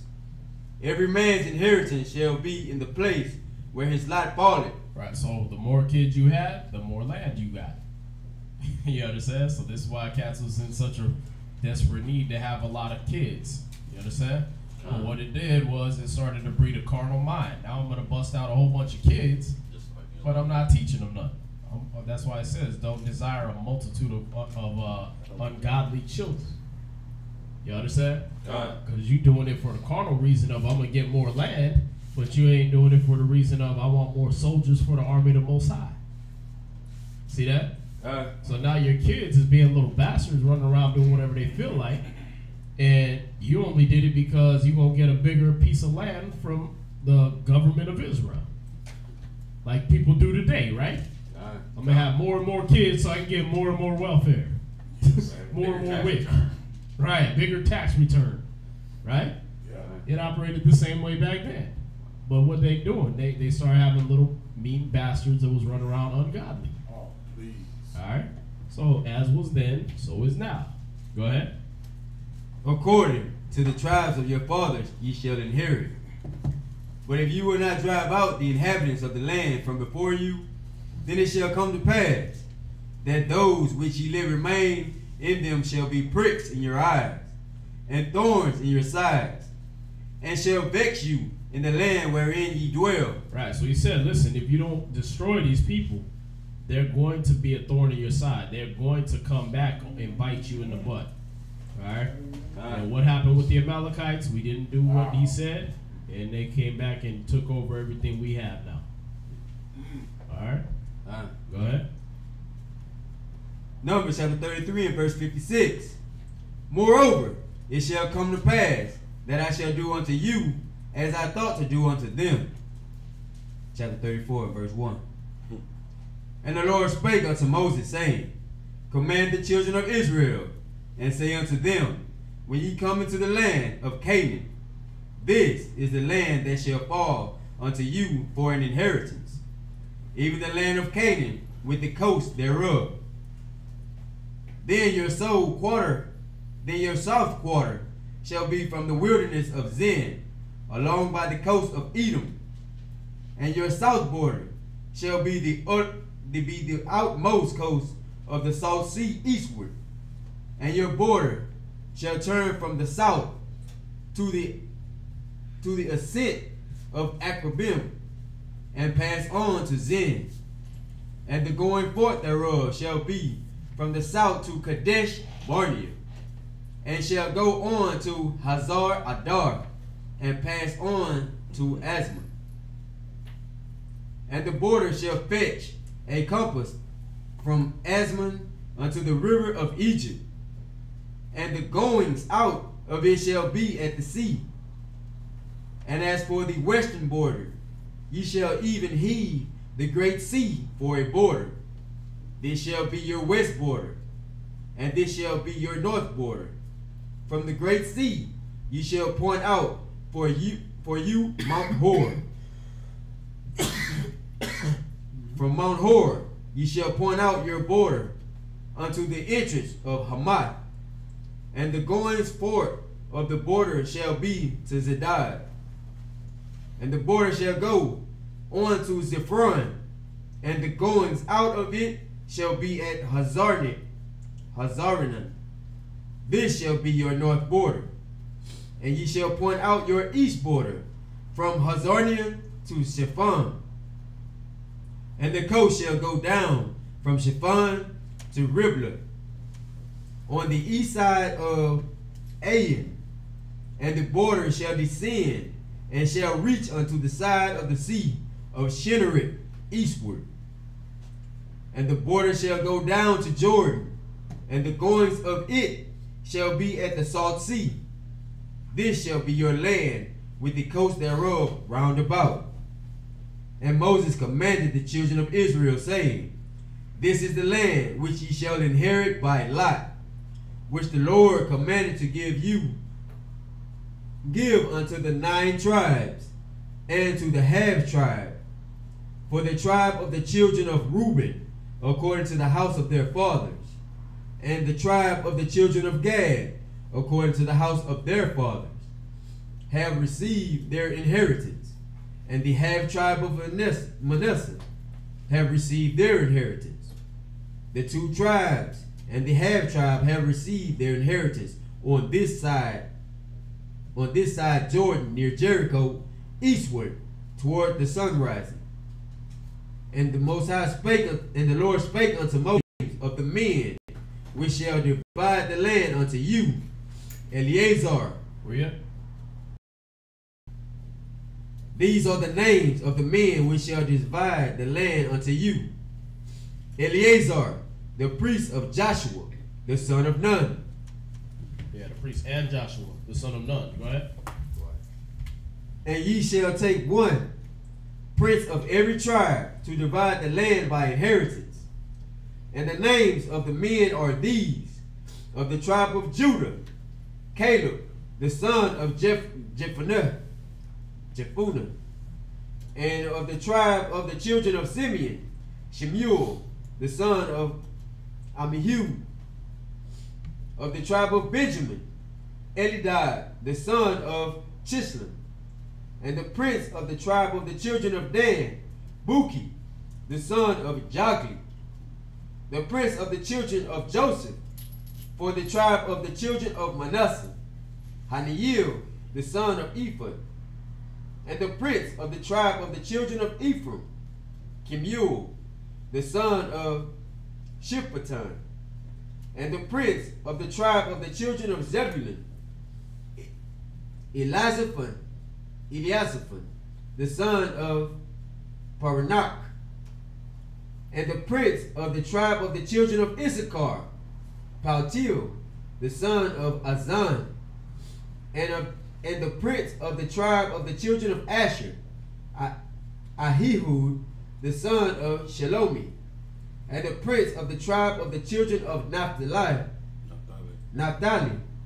Badahel, the son of Amihud. These are they whom the Lord commanded to divide the inheritance unto the children of Israel in the land of Canaan. Chapter 35. Any questions on that?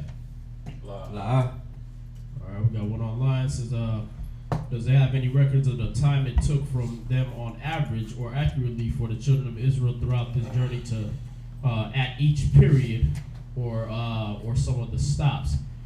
Those will be in those nations' records. That's the thing. So you'd have to go and go into the records of those nations. All right. Some of those are still around today. Some of those are lost. All right. And don't call themselves by those names anymore. So just like the Edomites, they don't call themselves Idumea. They don't call themselves Idumeans no more.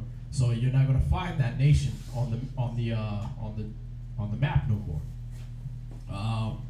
But if you go in places like Cush, Ethiopia, they still have the records of when they were Cush, because that's what they still call themselves to this day. When you go into Assyria, they'll still have those records, even though ISIS is trying to blow them up.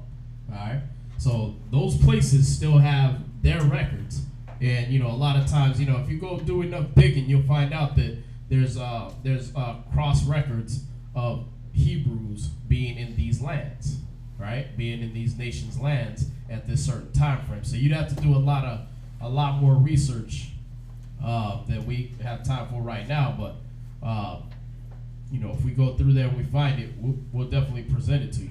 All right. But that's research you can definitely do and check that out. You look at these places and see which ones are still around today, and then you go in and look at their records or see if they have any references to the children of Israel, and more than likely they will. Not every nation erased their records and was ashamed that they dealt with Israel. All right. Oh, where you at? The book of Numbers, chapter 35, verse 1. Okay. And the Lord spake unto Moses in the plains of Moab by Jordan near Jericho, saying, Command the children of Israel that they give unto the Levites of the inheritance of their possession cities to dwell in. And ye shall give also unto the Levites suburbs for the cities round about them. And the cities shall they have to dwell in, and the suburbs of them shall be for their cattle, and for their goods, and for all their beasts. And the suburbs of the cities which ye shall give unto the Levites shall reach from the wall of the city and outward 1,000 cubits round about. And ye shall measure from without the city on the east side 2,000 cubits, and on the south side 2,000 cubits, and on the west side 2,000 cubits, and on the north side 2,000 cubits. And the city shall be in the midst. They shall be to them the suburbs of the cities. And among the cities which ye shall give unto the Levites, there shall be 6 cities for refuge, which ye shall appoint for the manslayer, that he may flee thither. And to them ye shall add 42 cities. So all the cities which ye shall give to the Levites shall be 48 cities. Them shall ye give with their suburbs. And the cities which ye shall give shall be of the possession of the children of Israel. From them that have many ye shall give many, but from them that have few ye shall give few. Every one shall give of his cities unto the Levites, according to his inheritance, which he inherited. And the Lord spake unto Moses, saying. That's it. All right. Any questions? Go ahead. Numbers chapter 35 and verse 10. And speak unto the children of Israel, and say to them, when ye be overcome in the Jordan into the land of Canaan, then shall ye appoint you cities to be cities of refuge for you, that the slayer may flee thither, which killeth any person at unawares. And they shall be unto you cities for refuge from the avenger, that the manslayer die not, until he stand before the congregation in judgment.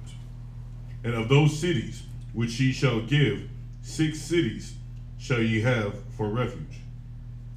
Ye shall give 3 cities on the side of Jordan, and 3 cities shall ye give in the land of Canaan, which shall be cities of refuge. So, question, these cities of refuge are for what? They're for people like, okay, we got me and Lock and Rob go out and we chop a wood or something, and the axe have a fly off and hit him in the head and kill him, right? His brother or his dad or something like that want to kill me for killing his son because he's in a rage. He just lost his son, right? I run to this city. I run away and I run to this city to stay there, and he can't come in there. It's like where you get on when you play that game tag. I'm on base, right? Okay, if you get to base, they can't touch you. Okay, well, if you get to this city, it's a city of refuge for people that had done something like that. So that's a manslayer. Right. Now, this part right here is the wisdom of the Most High because it works on levels. I go to this city. If I'm guilty, if I really meant to kill this brother, right? I ain't staying in that city. I'm just running away. I'm not waiting around for judgment. Yeah, I'm safe from the manslayer, but I'm gone into another country. So he's either way, the Most High got that wickedness out of Israel. You understand? I'm gonna keep running. If I'm if I'm innocent of that, I'm gonna stay there in the city until it's time for me to get judged, till it's time for my court date. You see that? So he can't lay hands on me and I can clear my name and still have my place to live in that city, and live in Israel. Y'all see that? So that was already a leveling point to show who was guilty and who was innocent. Yeah, you got there, you safe from his family, you know what I mean? But you kept running, or you just, you try to hide away. Okay, well then that's where you gotta be. If you innocent, you waiting for the time, well, okay, when can we go before the judge? When can we go before the priest and settle this out? You understand? So I can get back in my land and get back with my people. See that? Right. If you guilty, oh yeah, you cool. You just sitting in there, you just chilling. You know what I mean? Moses getting reports, yeah, he came over here to the city and he ain't even acting worried, man. He just chilling. You know what I mean? He ain't asked about a court date. He ain't asked about when he's supposed to show up before the judges. Oh, that nigga guilty. You understand? Make sure he never come back in the city.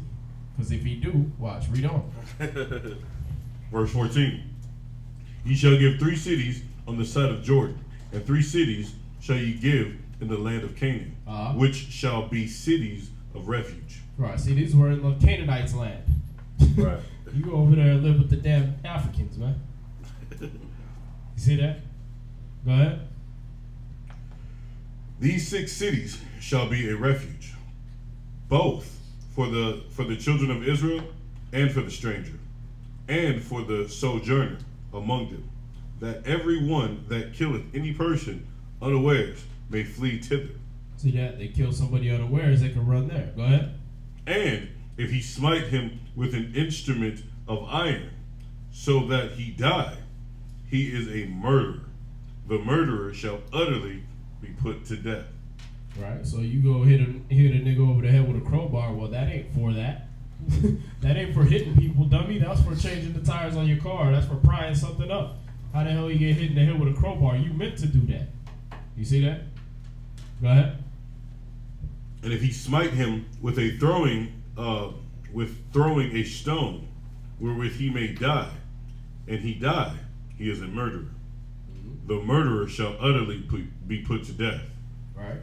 Or if he smite him with the hand weapon of wood, wherewith he may die, and he die, he is a murderer. The murderer shall surely be put to death. The revenger of blood himself shall slay the murderer. When he meeteth him, he shall slay him. But if he thrust him of hatred, or hurl at him by laying of weight, that he die, or in enmity smite him with his hand, that he die, he that smote him shall utterly be put to death, for he is a murderer. The revenger of blood shall slay the murderer when he meet him. See, that's why Christ said, man, that anger, you know what I mean? That anger was the same as you murdering somebody. You had hate in your heart toward this cat, then you already was the same as murdering him. See that? That's how the Most High judged it anyway. Okay, if you murder somebody with hatred in your heart, you did it with a weapon. What the hell was you doing with a weapon talking to this brother? Right. Y'all weren't on the training ground. Y'all was out in the field. Y'all was, you know what I mean, threshing wheat and everything. How'd he get hit with some nunchucks? You know what I mean? Like, how do you get shot with a gun and y'all was at the office? That don't make sense. You guilty. You a murderer. Premeditated. Yeah, you had that in your brain already. That reminded me of an instance between my aunt and my cousin. My cousin was mad at my aunt, and my aunt wanted her to move out. My cousin was yelling at my aunt, and she had this big old heavy spoon, and she was like wagging at her, like every word she was saying, she was going like this, and she kept getting closer and closer to my aunt, like she was about to hit her upside the head with that big spoon. Right. And so I stepped in between them, but That sounds like, you know, she would have been a murderer. She murdered her mom, hit her upside the head with a spoon. She probably would have kept yelling at her after she knocked her out. Right? But see, that's the thing, is what he's showing you when he's specifying these different types of, you know, materials that the thing will be made of, is something that's in a place that wasn't appropriate for it to be, right? Okay, y'all got training grounds for your weapons and everything. Okay, how the hell was y'all in the cornfield and he got hit with a damn staff? Right. You see that? How did he get hit with a iron bar and y'all was in the cornfield? See that? Y'all was over there picking fruit from the trees and he got hit with an iron bar? Come on, man. You meant to kill him. Y'all see that? All right, so it was to check your emotions and, you know, make sure that you didn't get out of hand with your emotions, because now you a murderer. You didn't just, you know, oh, okay, that happened on the training ground and the person got hit with an iron bar on accident. Okay, you ain't a murderer. Y'all was training. That was an accident. That's why he got statutes for that. But you know, y'all in the house and he got hit with a crowbar. He got hit with a staff. He got hit with a weapon. You meant to do that. You meant to murder this person. All right. Go ahead. Where you at? Numbers chapter 35 and verse 22. But if he thrust him suddenly without enmity, or have cast upon him anything without laying of weight. Right. We weren't enemies. It was an accident. You know what I mean? You got a workplace accident. You know, we're working, we're hammering with rocks and everything. The hammer hit the rock, but the handle break and the head of the hammer go and hit a brother. Right? We didn't have nothing against each other in the past. I'm sorry it happened. You see that? I didn't mean for that to happen. Well, this guy still got to run to these cities, so the revenger of blood don't get to him. Y'all see that? All right, which would be maybe a family member or something like that, or a appointed executioner by the priest. Go ahead. Or with any stone wherewith a man may die, seeing him not, and cast it upon him, that he died, and was not his enemy, neither sought his harm. See, that's why Christ was telling you that's the same thing as if you murdered that person. All right? Because the law was telling you, listen, if you did kill somebody, but in the time past y'all didn't have no hatred toward each other, that ain't murder. Y'all see that? It's the hatred in your heart that you bore toward that person. That's what's counted as murder. So the law says exactly what Yahweh Shai was saying. Go ahead. Then the congregation shall judge between the slayer and the revenger of blood, according to these judgments. And the congregation shall deliver the slayer out of the hand of the revenger of blood. And the congregation shall restore him to the city of his refuge, whither he was fled. And he shall abide in it unto the death of the high priest, which was anointed with the holy oil. Verse 26.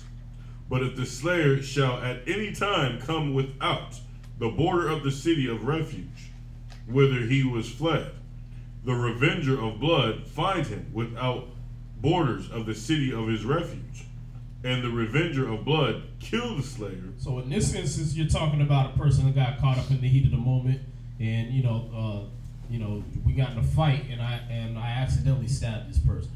You know what I mean? The weapons got drawn out or whatever. I was defending myself, and I stabbed this person. I hurt this person. Okay, you go to this city, and you can't leave till the high priest die. You see that? All right, go ahead. He shall not be guilty of blood. I'm gonna read it again. And the revenger of blood find him without the borders of the city of his refuge, and the revenger of blood kill the slayer.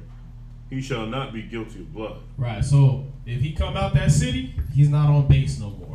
You understand? You come out of that city, that revenger of blood find you anywhere, he break your neck, he bust your head open. Well, we ain't gonna say nothing. That's gonna be the end of you. All right? That's on you. Go ahead. Because he should have remained in the city of his refuge until the death of the high priest. But after the death of the high priest, the slayer shall return into the land of his possession. Verse 29. So these things shall be of a statute of judgment unto you throughout your generations, in all your dwellings. Whoso killeth any person, the murderer shall be put to death by the mouth of witnesses. But one witness shall not testify against any person to cause him to die. See that? That's way backwards to what they do in America, man. You know what I mean? You get one cop. I feared for my life and I shot this dude 6 times. Well, who made you? You ain't even the judge, bro. You're not the judge to even execute that judgment. Your job is to arrest. You see that? But they overstep their bounds and they become the judge and the jury and the executioner right there on the spot. That's not the way we had it in our laws. Go ahead. Moreover, ye shall not verse 31. Moreover, ye shall take no satisfaction for the life of a murderer, which is guilty of death, but he shall be surely put to death. All right, so yeah, and to answer your question, yes, this is how we will run it back in the kingdom. Everything will be run this exact same way on the kingdom here on earth. But you ain't going to have weapons of war. So according to Isaiah 2, you're not going to have weapons of war anyway. All right. Was the refuge for the other nations? Yeah, it was for the stranger also. What we read in previously when he started out, it was for the stranger also. But they had to stay in that city. All right, they couldn't leave outside that city because if I'm the revenger of blood and I'm traveling over to Sanim and I see your ass in China, I'm gonna bust your head open. You should have stayed in that city. You see that? If I bump into you, it's like I'm gonna find you. I'm gonna get you. You see that? If I find you outside of that base, I'm gonna get you. Y'all see that? So that's what we're dealing with right here. So yeah, it was for the nations also. If they had lived among us or if they sojourned among us and they accidentally killed a brother or they killed a brother, they had to run to that city until their trial.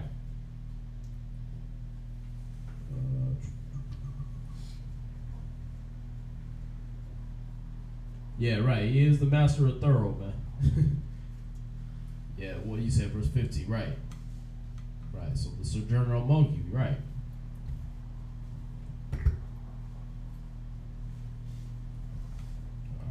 Go ahead.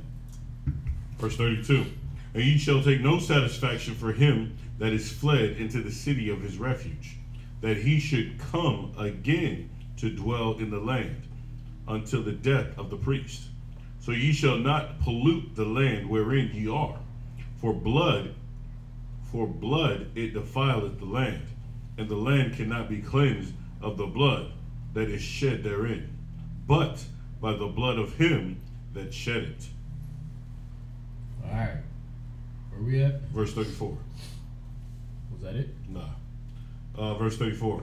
Defile not therefore the land which ye shall inherit, wherein I dwell. For I, the Lord, dwell among the children of Israel. Verse chapter 36. What were we supposed to read to? I gotta read the rest of this to 13. All the way to Jeremiah 2. No, that's what I'm saying. This is 2 different books. So. Yeah, but I gotta finish. Sure.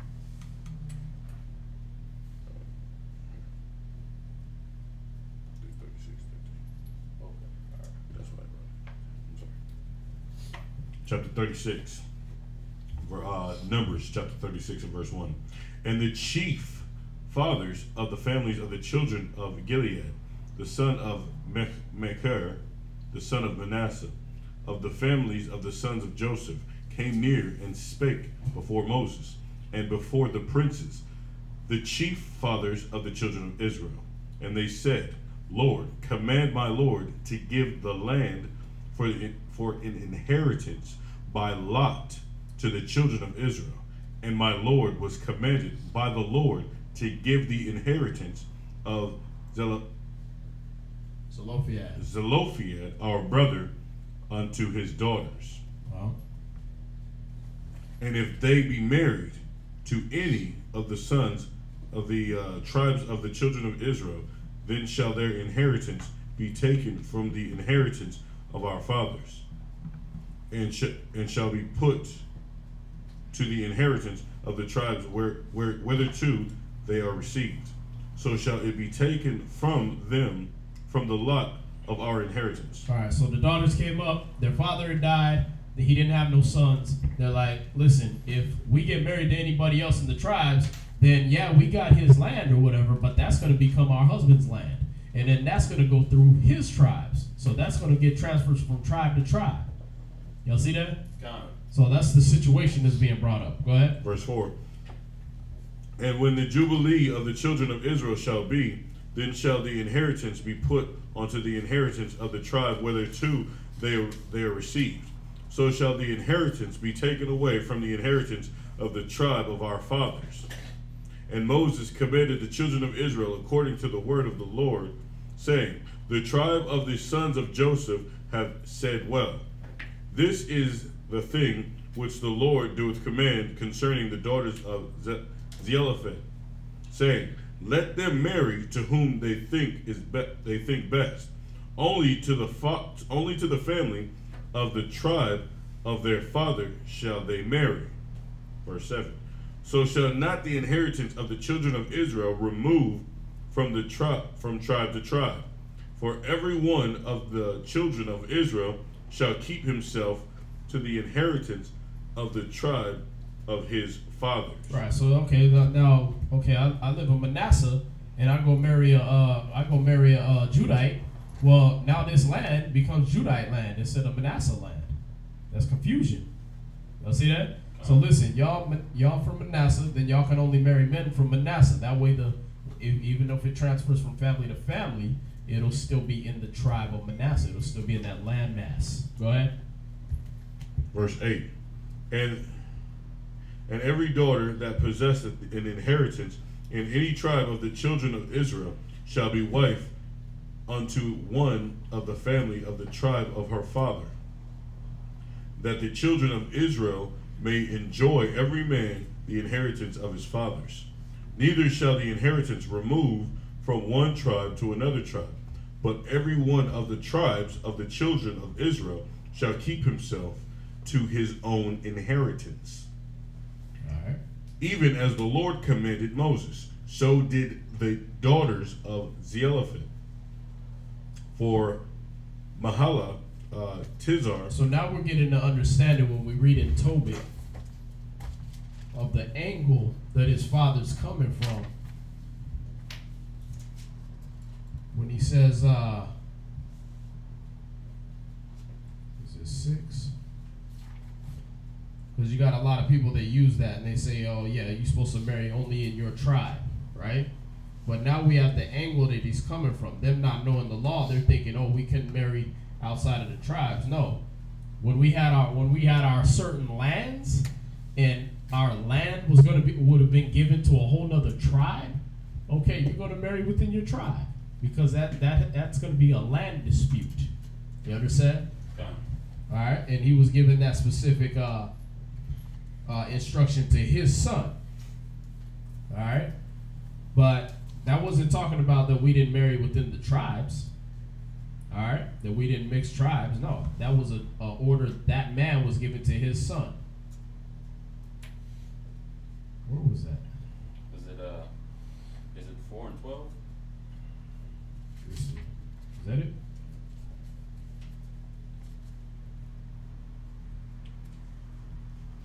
Right. Chiefly, and take a wife of the seed of thy fathers, and take not a strange woman to wife, which is not of thy father's tribe. For we are the children of the prophets, Noah, Abraham, Isaac, and Jacob. Remember, my son, that our fathers from the beginning, even that they all married wives of their own kindred, and were blessed in their children, and their seed shall inherit the land. That's the main point going right along with what we're reading here. You understand? That their seed should inherit that land. Well, we ain't got no land now. So if you marry a Cuban, a Manassite, if you marry a Issacharite or whatever, you ain't got no land. You ain't worried about it going to Mexico. Your house going to Mexico. You understand? No. You ain't got nothing now. Where we at? That was we're at verse 11.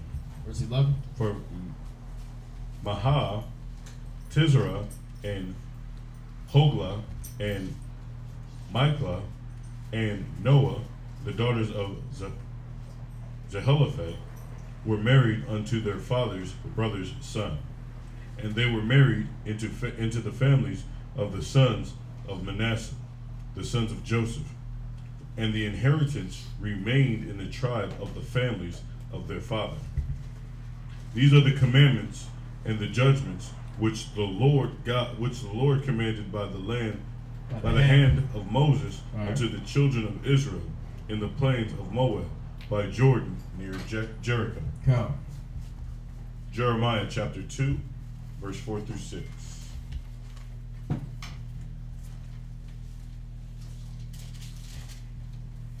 Jeremiah chapter 2.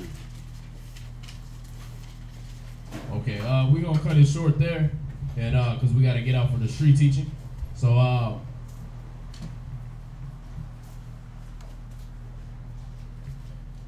right. So we're gonna cut it short there. For y'all that joined us online, if you got questions, join us again Monday from 7 to 10 p.m. We appreciate y'all hitting us up and watching.